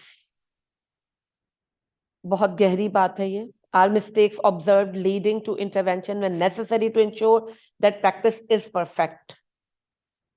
पहली बात तो ये, जो चीजों की भरमार, एक के बाद एक आइडियाज, एक के बाद एक कॉन्सेप्ट्स बच्चों के ऊपर लादे जा रहे होते हैं, क्या उन्हें इतना टाइम दिया गया कि वो उन चीजों को प्रैक्टिस करें, अपनी स्किल्स को पॉलिश करने का मार्जिन मिले उन्हें?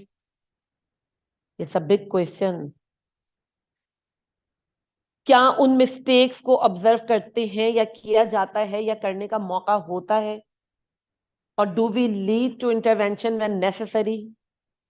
क्या हम इंटरवीन करते हैं उस वक्त जब हमें लगता है कि जरूरत है, ताकि प्रैक्टिस को परफेक्शन की तरफ लाया जा सके? क्या हमारी क्लासरूम प्रैक्टिसेस इस बात के लिए, हमें इतना मार्जिन है, हमारे पास इतना टाइम मिल रहा है हमें क्लास में? ये हमें सोचना है। That is why the big question marks are there. ये हमारी प्रैक्टिसेस पर एक क्वेश्चन मार्क है। ओके जी। अच्छा, are mistakes utilised as a key aspect of learning? क्या होने वाली गलतियों को हम फर्दर लर्निंग के लिए की टूल्स के तौर पर इस्तेमाल कर रहे हैं या कर सकते हैं? Is practical practice supported by scaffold and support when necessary? अच्छा, स्कैफोल्ड के हवाले से आई होप के कॉन्सेप्ट क्लियर ही होंगे। A temporary support that we provide to uplift something, एक ऐसी टेम्पररी सपोर्ट जो फॉर द टाइम बीइंग दी जाती है, और जब वो फाउंडेशन हो जाती है तो then we remove that support. अक्सर मतलब मेरे ख्याल है ये बात सबको पता ही है, नहीं तो एक छोटी सी मिसाल ही है कि जब इमारत खड़ी की जा रही होती है तो अक्सर आपने देखा होगा कि सबसे पहले जो है वो एक लकड़ियों का पूरा एक जाल सा बना के खड़ी की जाती हैं, लकड़ियां पिलर्स बनाने के लिए, सुतून बनाने के लिए, तो वो बेसिकली स्कैफोल्ड्स हैं। जब वो डल जाता है, स्ट्रक्चर खड़ा हो जाता है, तो वो लकड़ियां सारी रिमूव कर दी जाती हैं। तो दैट मीन्स के now the structure is strong enough to stay there, तो वो स्कैफोल्ड्स रिमूव कर दिए जाते हैं सारे। तो प्रैक्टिस सपोर्ट की गई है, इस प्रैक्टिस सपोर्टेड बाय स्कैफोल्ड। क्या बच्चे की लर्निंग को या उसकी प्रैक्टिसेस को वो स्कैफोल्डिंग दी गई है जो नेसेसरी थी जब उसको जरूरत थी? तो उसके लिए पहले ये बात समझना जरूरी है कि जी जरूरत वाकई कहाँ है उसको सपोर्ट देने की। हम तो सिर्फ हर वक्त असेसमेंट और इवैल्यूएशन के ही चक्कर में पड़े रहते हैं, बस मैंने पढ़ा दिया, बच्चे को आ जाना चाहिए, and now it has to be assessed और इवैल्यूएटेड। तो ये क्वेश्चन मार्क्स हमारे लिए है। We all know this word, but this captures in a doable way. Scaffolding, अभी जो सर ने बात की थी, बिल्कुल scaffolding, deliberate practice, feedback and questioning, हम सबको ये बात पता है कि लेकिन क्या हम इसको doable way में करते हैं? क्या हम इसको इस तरह करते हैं या उसको समझते हैं कि इसको इस तरह से किया जाए टू द बेटर लर्निंग? जी आसिया, डिपेंडेंसी टू इंडिपेंडेंस, बिल्कुल सही बात आसिया आपने कही है। That is scaffolding leading towards the independence. तो इस चीज को हम देखते हैं जरा सा और आगे। जी जनाब, स्कैफोल्ड तक की बात समझ आई? स्कैफोल्ड में कोई प्रॉब्लम? और प्रैक्टिस वाली बात आसान सी बात है, बट समझने की बात है और उसको इंप्लीमेंट करने की बात है। इज देयर एनी प्रॉब्लम और कंफ्यूजन इन दिस? बस चैट में जल्दी जल्दी से बता दीजिए। ऑल क्लियर, थैंक यू दुआ, क्योंकि इसमें इतनी कोई मुश्किल बातें हैं नहीं। The thing is that just to remind you, the things whatever we are doing in the classroom practices should be looked into more details and more deeply. जी जनाब, तो इसकी एक और बात है फीडबैक के हवाले से। Got it Munira, thank you. Okay, तो फीडबैक के हवाले से, फीडबैक में अगर आप ये पिक्चर देखें तो ये डबल साइडेड चीज चल रही है, दोनों तरफ से एरोज इधर भी और इधर भी है। ठीक है, तो स्कैफोल्डिंग का जो नेक्स्ट स्टेप था वो फीडबैक ही था, और फीडबैक कुछ इस तरह से, is there a good mix of verbal and written feedback? क्या हम अपना फीडबैक देते वक्त रिटन और वर्बल दोनों चीजों का इस्तेमाल करते हैं? Are the student encouraged to critic the work of their pairs? क्या हम बच्चों को ये मौका देते हैं, ये इस बात पे एनकरेज करते हैं कि they can have some critical observation और critical view on their pairs work? हम तो बस यही कहते रहते हैं, नो, अपना काम खुद करें। Is feedback kind, specific and helpful? Is feedback design to make student think instead of giving them the answers? And is feedback timed right? That is, are student given enough struggle time? जी, तो ये 5 बातें feedback के हवाले से कि हम जब अपना फीडबैक दे रहे हैं तो क्या वो इतना काइंड, स्पेसिफिक और हेल्पफुल है या नहीं है? क्या हमने जो फीडबैक प्लान किया है अपने स्टूडेंट्स को देने के लिए और अपने किसी पेयर्स को देने के लिए, तो क्या is it provoking the thinking process और नॉट?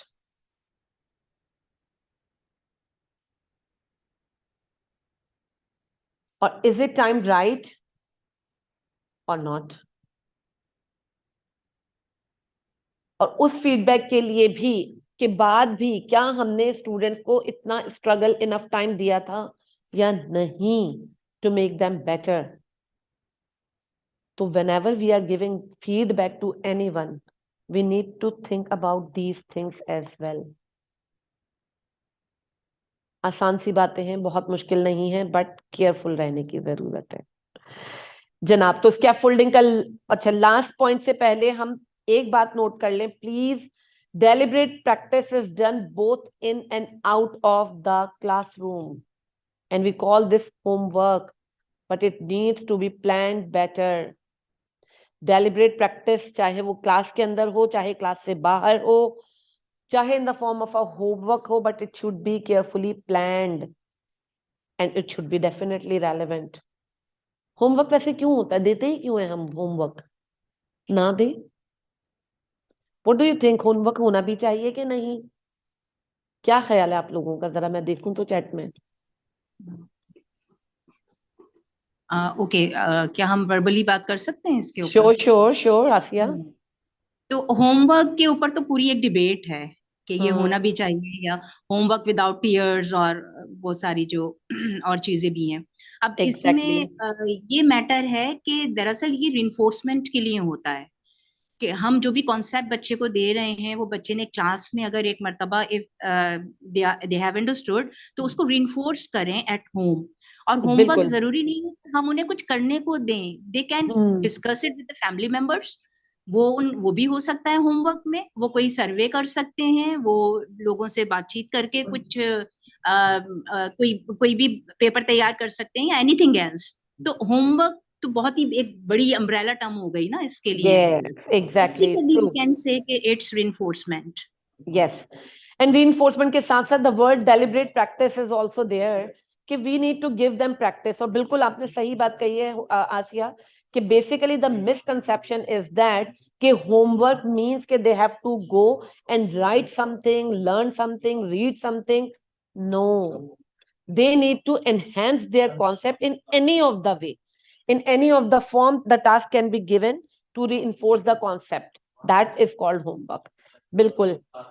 और ज़ारा का कहना यह है कि homework should not be for completing syllabus and should be to reinforce the topic done in the class। बिल्कुल सही, बिल्कुल सही आप लोगों की बात। इट मीन्स कि now you have the clarity कि जी होमवर्क एक्चुअली होना क्या चाहिए, और डेलिब्रेट प्रैक्टिस को we can make it as a part of their home assignments as well. There is a warm human mirror, connection not only correction. बच्चों को हर वक्त क्रिटिसाइज मत कीजिए, हर वक्त उनको सही गलत और करेक्शन पे मत तुले रहिए, उनके साथ एक कनेक्शन बिल्ड कीजिए, रिलेशनशिप। और इस पे भी अगर आपको याद हो, हम वार्म ह्यूमन मिरर पे पहले भी तफसील से बात कर चुके हैं, कनेक्शन नॉट करेक्शन जी। और इस पे हम सर से भी जरा एक अच्छी बात सुनना चाहेंगे डेफिनेटली, क्योंकि अब हमारी चीज ऑलमोस्ट एंडिंग की तरफ आ रही है।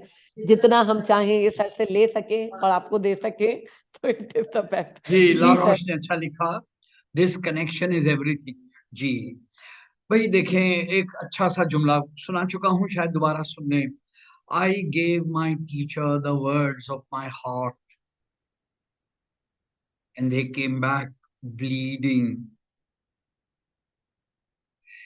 रेड पेन से निशाना निकालने होते ना, तो मिस को मुसीबत पड़ी हुई थी सारी गलतियां निकालने की, स्पेलिंग मिस्टेक्स निकालने की, जबकि कि मैं जो मानवीय एतबार से बात कर रहा था, अपने जात की कोई बात, मेरे दिल की कोई बात, तो भाई अ वार्म ह्यूमन मिरर, टीचर का काम फीडबैक में अ वार्म ह्यूमन मिरर होना है, एक कनेक्शन होना है, एक इंसानी रिश्ता होना है। जी एररमीनिया लाहौर जी। जी अब आपने क्या जो what's wrong to what's strong. Thank you Munira, thank you. तो अब आप देखें किस तरह हमारा दायरा जो है ना यूं घूम करके सीधा अव्वलीन क्लास की तरफ चला गया शुरू के दिनों की। बहुत शुक्रिया, थैंक यू, थैंक यू। तो ये वो पॉइंट है कि हमें सिर्फ करेक्शन, ये जो खपत है कि गलतियां निकाल के हम छोड़ेंगे, हमें इस बात को सोचना चाहिए। और बाय द वे, इस पर एक अमली बात हम कर दें, लोग कहेंगे हाँ बट सर गलतियां होती है ना, क्या करें? तो प्लीज अंडरस्टैंड, ये एरर्स एंड एक्सपेक्टेशन से किताब है मीना शौनसी की, उसमें उन्होंने बहुत दिलचस्प बात की कि अगर किसी बच्चे को ये पता चले मेरे अंग्रेजी के मजमून में 25 गलतियां थी, तो वो मायूस हो जाएगा, पता नहीं कब ठीक होंगी, जिंदगी लगेगी। लेकिन अगर उसे ये पता चल गया कि 5 किस्म की गलतियां थी, और फिर उसे ये टीचर कहे अब तुम एक हफ्ता लगाओ कि एक किस्म की गलतियां ना हो, किस्म की गलती ना हो, मसलन एपोस्ट्रोफी एस, मसलन कैपिटल लेटर लफ्ज के बीच में, कुछ बच्चों का एक फेवरेट कैपिटल लेटर होता है वो पाकिस्तान लिखते हैं उसमें के कैपिटल हो जाता। वैसे सच पूछे तो मैंने मिसों को भी देखा है बोर्ड पे लिखते हुए, उनका एक फेवरेट कैपिटल लेटर अचानक बीच में आ जाता है। एनीवे, तो टीचर्स जब ये मशवरा देती हैं कि फीडबैक में कि देखो ये देख लो, हाँ एस भी बहुत फेवरेट है जी जनाब बिल्कुल। तो बात ये है कि जब बच्चों से कहा जाए तुम अब एक हफ्ता लगाओ इस किस्म की गलती के ऊपर प्रैक्टिस करो, ये ठीक हो जाए, फिर अगली, तो इससे बच्चे को हैंडल मिल जाता है बेहतरी का। तो देख लीजिए, हम ये नहीं कह रहे गलतियों को जाने दें क्योंकि तुमने कनेक्शन बनाई, हम नहीं कह रहे, लेकिन हम ये भी कह रहे हैं कि करेक्शन के अलावा भी जिंदगी में कुछ होना चाहिए। बहुत खूब जी सोनिया, स्टेप बाय स्टेप, वाह। लीजिएगा जी, प्लीज कंटिन्यू जी। So moving forward, does questioning was deepen and develop thinking and check for common misconceptions? And are students' responses developed by further questioning? Are reluctant respondents encouraged to respond by careful scaffolding? तो ये सवालात हमें अपने आप से पूछने हैं। Questioning deepen थी और उससे हमारा थिंकिंग डेवलप हुई या नहीं हुई,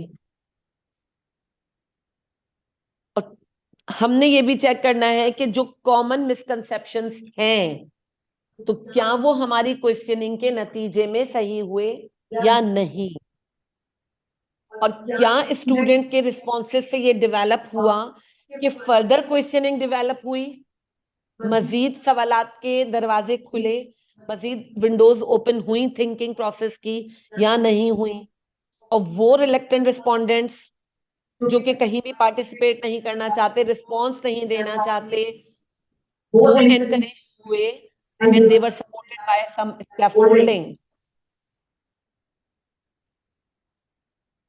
जी सोचिए इस बात पर। ठीक है जी, तो हम अगली बात करते हैं क्वेश्चनिंग पर। ये हमारी बात खत्म हुई यहाँ, और लास्ट हमारा है let the question turn into quest.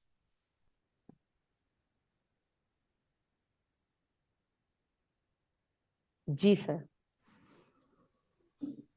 अच्छा ओके, लव्स क्वेश्चन के अंदर में लफ्ज छुपा हुआ है क्वेस्ट। आप देखिए छुपा हुआ नहीं है, पहले 5 शुरू वही है।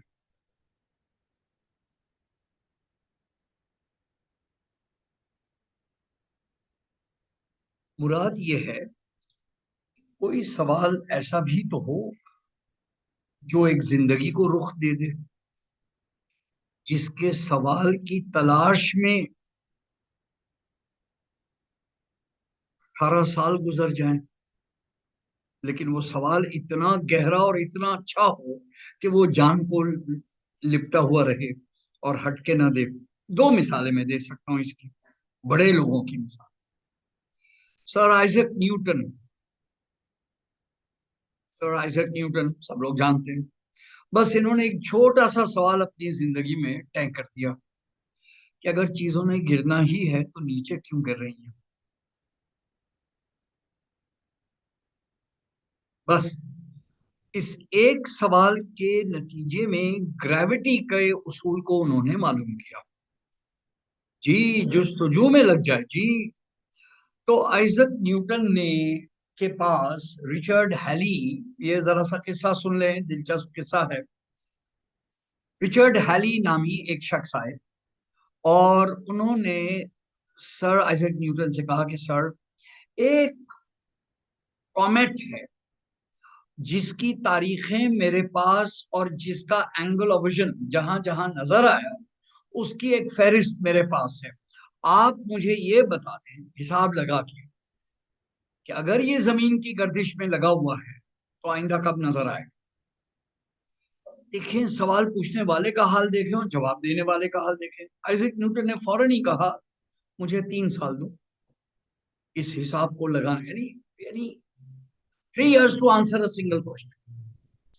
आइजक न्यूटन ने जवाब लगा दिया, हिसाब लगा दिया, अपनी जिंदगी लगा दी इस काम के ऊपर, दिन और रात, इसके अलावा और कोई काम नहीं किया। और आखिर उन्होंने वक्त और टाइम बता दिया कि लंदन के आसमानों पर ये जिसको हम लोग क्या कहते हैं, तारा, गुजरता हुआ तारा, क्या कहते हैं, आसमान में गिरता हुआ तारा, कॉमेट, तो उसको उर्दू में क्या कहते हैं, दुमदार सितारा, करेक्ट। ये अब आप देखें, ये जुमला 1600s के जमाने की बात हो रही है। वी आर टॉकिंग अबाउट, यानी आइजैक न्यूटन के जमाने की बात हो रही है, 1660s 1670s के जमाने की बात हो रही। मैं एग्जैक्ट तारीख देख के जहन में नहीं। जनाब, शेक्सपियर के ड्रामे जूलियस सीजर में एक लाइन है, 2 line, When beggars die, there are no comets seen. The heavens themselves blaze forth the death of princes. पूरी दुनिया में एक वहम था, एक वाहिमा था, एक अकीदा थी कि जब कोई बड़ा वाकया जमीन पर होता है, कोई बड़ा आदमी जमीन में मरता है, करता है, तो आसमान के ऊपर ये दुमदार सितारा नजर आता, एक ख्याल। अब अगर आइजैक न्यूटन कह रहे हैं कि ये कोई कमाल की बात नहीं, ये तो एक सैयारा है जो जमीन के गिर्द घूम रहा है और इस तारीख को इतने बजे से इतने बजे नजर आएगा, उस साइंस में इंसानी जहन आसमानों पर होने वाली चीज पर हावी हो गया। आप पॉइंट समझे। तो उसी वक्त बर्तानिया के चर्च के सारे बड़े बड़े बुजुर्गानों ने तकारीर करना शुरू की कि न्यूटन तो बकता है, ये आसमान की चीजें इस तरह से कोई पेशगोई कर ही नहीं सकता। तो आप यूं समझ लें कि उस पूरे दिन, वो हफ्ते में, आप समझ लें साइंस और रिलीजन की आमने सामने जैसे बंदूकें तनी हुई थी। वैसे बंदूक ईजाद नहीं हुई थी, वो एक अलग बात। गोया ये जंग लगी हुई थी कि ये सबने कहा ये न्यूटन बकता, ये होएगा ही नहीं। और सब लोग जो इस तरफ वाले थे उन्होंने कहा जनाब अगर हो गया तो आपकी तो लग गई ना, ये आसमानी तमाम सब भगवत तो खत्म हुई ना। और जनाब पूरा लंदन, ये क्या मंजर होगा, किताबों में पढ़ते हम, सब के सब साइंस के फेवर वाले लोग और दुश्मनान साइंस छतों पर खड़े हुए हैं बेहतरीन लिबास में, जैसे लाहौर में बसंत में लोग पतंगबाजी करते पतंग के लिए ऊपर छतों पर होते हैं, इस तरह पूरा लंदन देखने के लिए आरजूमंद था। और जनाब ठीक उसी मिनट और सेकंड ये सैयारा नजर आया और साइंस की जीत हुई और चर्च की सुबकी हुई। और उस एक वाक़े के नतीजे में आज भी हम लोग तो खैर इस चक्कर में थे ही नहीं, हमारे लिए दीन का हिस्सा ये नहीं है कि हम ऐसी अजीब अजीब बातों में उलझे, वो लोग उलझे तो वो फंस गए, हम इस बहस में नहीं जाते। Point is let the questions turn into what. मैंने 2 मिसालों की बात की, एक में जरा दे लगी। दूसरा सवाल आइंस्टाइन का था, एल्बर्ट आइंस्टाइन। अब देखें ये 2 बड़े ही नाम है बस। एल्बर्ट आइंस्टाइन रोजाना ट्रेन के अंदर में जो शहरी ट्रेन, वो वाली ट्रेन नहीं, ट्रैक्स वाली, वो ट्रैम जिसको, रोजाना ट्रैम में अपनी नौकरी से अपने घर जाते और रास्ते में एक वॉच टावर होता था जिसके ऊपर वो घड़ी से टाइम देखते थे ठीक जब वो जाते। एक सवाल उन्होंने अपने आप से पूछा, अगर मैं उस रोशनी की किरण के ऊपर सवार हो जाऊं जिससे कि मुझे अपनी आंखों से टाइम पता चल रहा है इस वक्त, तो मुझे दुनिया कैसी नजर आएगी। बस जी, ये इतने से इस सवाल ने, आइंस्टाइन ने इस काम के लिए 16 साल लगा दिए और दुनिया को साबित करके दे दिया कि E = mc², और पूरी एनर्जी और पूरा टाइम और मैस और स्केल और स्पीड ऑफ लाइट और तमाम सारी सब चीजें हैं। तो जनाब ये सवाल पूछने का जो कमाल है, दुनिया बदल जाती है। तो हम लोग बच्चे को वो सवाल ही नहीं पूछने देते कि मिस मेरीवेदर टावर कहाँ है तो अब आप समझ सकते हैं जो। बस जी, आई थिंक मैं पॉज करता हूँ। जनाब मैं आगे। जी sir. So then how do we get there?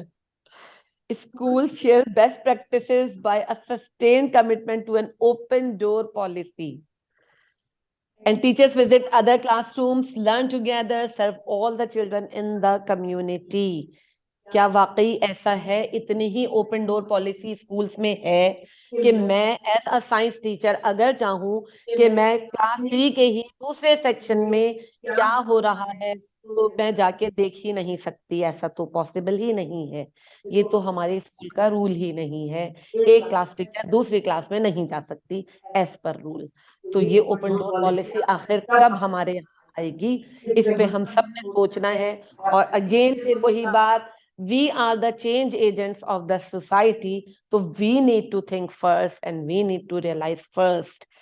और फिर उसके बाद हम अगली स्लाइड लेते हैं जल्दी से, and we make the fruits of cooperation more important than price of competition.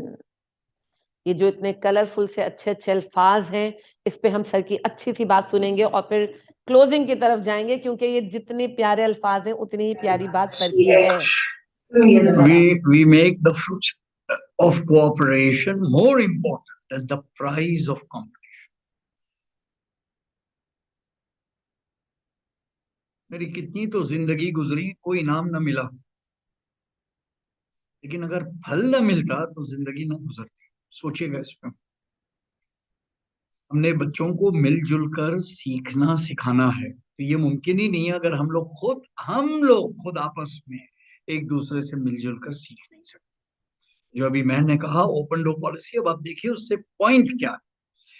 जब हमारी ओपन डोर पॉलिसी होगी तो स्कूल्स के अंदर में हम फ्रूट्स ऑफ कोऑपरेशन को ज्यादा अहम बनाएंगे, और कंपटीशन का नतीजा प्राइज है, कोऑपरेशन का नतीजा फ्रूट है। फ्रूट के बगैर जिंदगी नहीं, प्राइज के बगैर जिंदगी है। बस अभी के लिए बस स्ट्रेट मैंने लाइफ के साथ कनेक्ट जी। हाँ जी, तो फिर which means all the efforts of schools, parents and students is not on marks, grades, ranks, assessments, but learning.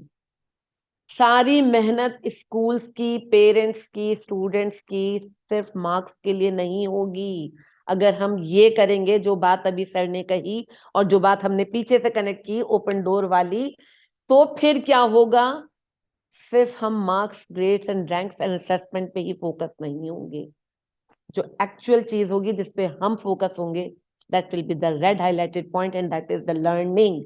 जी, यहाँ हमारी ये तमाम 6 के 6 प्रिंसिपल्स कंप्लीट होते हैं और जनाब इसके बाद हम मूव ऑन करते हैं टास्क पे जाने से पहले। आज के दिन के लिए हमने एक छोटा सा टास्क आपके लिए प्लान किया हुआ है।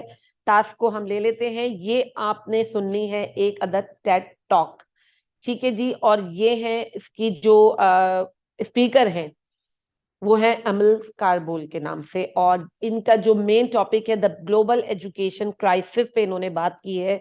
और इसके हवाले से अब मैं चाहूंगी कि सर को लास्ट फ्यू मोमेंट्स में कंक्लूड करें इसको। हमने जो बात की आपसे आज 6 प्रिंसिपल्स पे, और फिर ये टेड टॉक, और उसके बाद हमारी एक्सप्लेनेशन ऑफ द सूरा आयत जो हमने भी मॉर्निंग में रिसाइट की थी। जी सर प्लीज। बहुत खूब। ये अमल कारबुल की टेड टॉक है द ग्लोबल एजुकेशन क्राइसिस, और इसमें हमने आप सबसे हम चाहेंगे कि ये टेड टॉक सुने। और मैं आपको बता दूं ये खातून अफ्रीकन है, यूरुगे की में होती हैं, एंड उन्होंने कुछ अपनी बातें की हैं बहुत खूबसूरत तहम्मुल के साथ, बहुत नफीस। पॉइंट ये है, उन्होंने एक सवाल उठाया कि वो बच्चे जो सिरे से स्कूल में नहीं हैं उन पर तो अफसोस है कि वो सीख नहीं रहे या बस नहीं। लेकिन वो कह रही है असल मसला स्कूल में बच्चे हैं और सीख नहीं रहे। असल क्राइसिस तो ये है। अब ये बात के बच्चे स्कूल में है ही नहीं, अफसोस की बात है। ये कि वो स्कूल में हैं और सीख नहीं रहे, ये इंतहाई तकलीफ। इन्होंने इस क्राइसिस की तरफ इशारा डाला है, हम सबको भी इस पर सोचना है। ये हमारी गुफ्तगू को कंक्लूड करते हैं। अब आप समझ लें, हमारे तमाम डॉट समझ आ कि अगर black box of the classroom को हमने खोलना है, अगर हमारी एजुकेशन क्राइसिस को हमने हाथ लगाना है, तो खुदारा मत बात करो टेक्स्ट बुक्स की, करिकुलम की, पॉलिसी की और खुराफात की। बात करो कि टीचर बच्चों के साथ क्या करे, तो उसे क्या करना चाहिए। अब हमने आपको वो दे दिया, प्रैक्टिकल बात दी कि 6 बातें आप क्लास में तवज्जो दें। चैलेंज पे, चैलेंज हर क्लास में, हर पीरियड में, हर वक्त। एक्सप्लेनेशन पे, मुहावरों से, तसव्वुरात से, सब बातें, मॉडलिंग से। आप खुद रोल मॉडल बने उस बिहेवियर का जो आप बच्चों से चाहते हैं। मुश्किल है, मुश्किल है। वो मौलाना सर रूम मैं का आई अच्छा जुमला है, आदमी करद मुश्किल अस्त, मुल्ला करद आसान अस्त।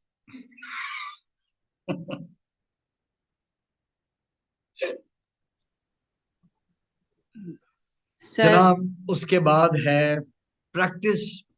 इसी को हमने होमवर्क कहा और वही उसका मकसूद है, काश के हो। फीडबैक बहुत तफसील से जी चाहता है इंशाल्लाह आइंदा किसी वक्त सिर्फ फीडबैक के ऊपर एक कोर्स किया जाए, बिकॉज अब जो नई रिसर्च आ रही है उसके अंदर में फीडबैक के 10 अकसाम आ रहे हैं, एक अलग दुनिया। इंशाल्लाह मैं अब उस पे ऊपर तहकीक कर रहा हूँ, इंशाल्लाह उस पर बात करेंगे। और क्वेश्चनिंग, और आप समझ सकते हैं कि क्वेश्चनिंग असल में पिछले तमाम पांचों के अंदर में कनेक्टेड है। मैं चैलेंजिंग करते वक्त भी क्वेश्चनिंग कर सकता हूँ, करता हूँ। एक्सप्लेनेशन देते वक्त भी सवाल जवाब के एक्सचेंज में बात होती है। जी एक मिनट आसिया, एक मिनट। प्रैक्टिस में भी सवालात हैं, मॉडलिंग में भी। तो एज यू कैन सी, सवाल पूछने का अमल बच्चों का और मेरा मुस्तकिल जारी है, एक मोतियों के अंदर में धागे की तरह जिसने सबको जोड़ा हुआ है। लेकिन बताने, आखिर में बताना ये था क्योंकि वो खुद अपनी जगह इतना अहम एक मौजूद, तो ये बड़े लोग, मतलब दीज गाइज आर ग्रेट। बस जी मैं एंड करता हूँ। जी आसिया कुछ आप कह रही हैं, मैं हाजिर हूँ। जी सर बहुत शुक्रिया। बस सर मॉडलिंग की बात हो रही है तो प्लीज एक्सेप्ट माय अपॉलॉजीज। अगर हम यही नहीं देखेंगे, मतलब आई एम थिंकिंग कि what we expect from our students, we have committed with you कि हम आपके कोर्स में शामिल हुए हैं, असाइनमेंट्स करने हैं, क्लासेस अटेंड करनी है, तफक्कुर करना है, तो प्लीज उसके लिए मेरी अपॉलॉजीज आप कर लीजिए कबूल। तो I am really feeling overwhelmed with such thoughts right now. कि आपको ये सुननी है टेड टॉक, आपको ये मुश्किल, अरे भाई टेड टॉक 10 मिनट। जी जी इंशाल्लाह बिल्कुल। सही जी sir thank you. Thank you जी, थैंक I यू। felt कि मुझे in the class I must say all these words in front of all. जी जी यू विल। Thank you. आराम Thank you. से रिकॉर्डिंग सुन लीजिएगा, नोट्स कर लीजिएगा, आप कर लीजिएगा। नेक्स्ट।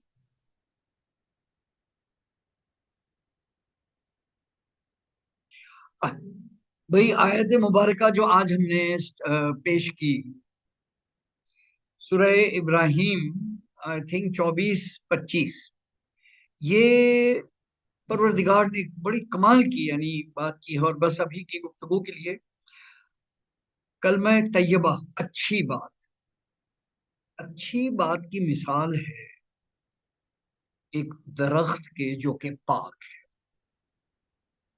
शजर तैयबा। अगर परवरदिगार ने अगर उसको पाक कह दिया तो वो है जिसकी जड़ें जमीन में मजबूत है।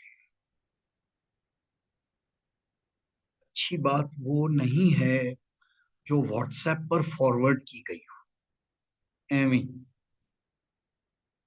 और हर कॉल या तो अंग्रेजी में है तो शेक्सपियर का है और दीगर है तो हजरत अली का। बस है जिसकी जड़ें जमीन में मजबूत हो। क्या खूबसूरत, रिसर्च पर, तहकीक पर, सच्चाई पर बेस्ड हो, जिसकी जड़ें जमीन में मजबूत और उसकी शाखें आसमानों तक फैली हुई हैं। अच्छी बात के असर को आप छोटा ना समझें, आपको नजर आए या ना आए, अच्छी बात लोगों के दिलों तक दुआओं से, मलाइका तक, आसमानों तक पहुंच जाती है। जो दिल से शुक्रिया निकलता है किसी अच्छी बात के समझाने पर और समझने पर, वो जो दिल से जो शुक्रिया निकलता है अपने उस्ताद पर, ये आसमानों तक बात पहुंच जाती है। उसमें हर मौसम में फल आते हैं। देखिए, दरख्त के ऊपर फल एक किस्म का मुकाफात अमल कह दीजिए, फितरी अमल कह दीजिए। अच्छी बात से मजीद अच्छी बात, एक बात से मजीद अच्छी बात, ये लामहदूद बात है हर मौसम में। इसका मतलब ये हो, अब देखें परवरदिगार ने कहा हर मौसम, गोया ये नहीं है मौसमी फल की तरह जो आम जो है वो ठीक आम के दिनों में आते और अंगूर जो है वो ठीक अंगूर, जी वो तो फ्रूट हुआ ना इंसानी, लेकिन अच्छी बात के फल हर मौसम, गोया उसके ऊपर कोई कैद नहीं। इस तरह अल्लाह सुब्हानहू तआला मिसालों से लोगों को बयान करते हैं ताकि कि वो समझें। वह खुदा, इससे और ज्यादा अच्छी बात क्या हो सकती। ठीक, थैंक यू। तो आज के लिए इतना ही, और जिंदगी रही 5 तारीख को अब हम लोग मिलते हैं and we shall meet and conclude this class. कुछ हिदायती इंतजामी उमूर पर महर से दरखास्त। जी मैम।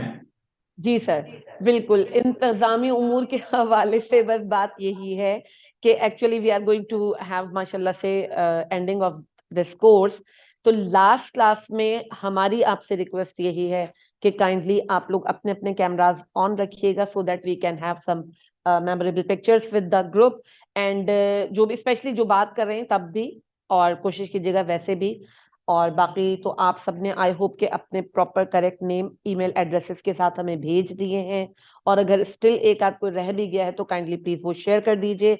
और स्टिल जितनी चीजें हमने आपके साथ शेयर की हैं उनमें कोई क्लैरिटी कुछ भी, इफ यू नीड एनीथिंग तो you may ask in the group, WhatsApp group में, so that we will answer. ठीक है जी, अपना सब बहुत ख्याल रखिएगा। इंशाल्लाह 5 तारीख की क्लास हमारी लास्ट क्लास होगी फॉर दिस कोर्स, और but still we will stay connected with you.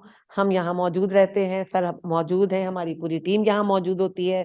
For any questions, any queries, we are available. Thank you so much for this wonderful day and hope to see you inshallah on 5th with good more times and good new hopes. Thank you and Allah Hafiz.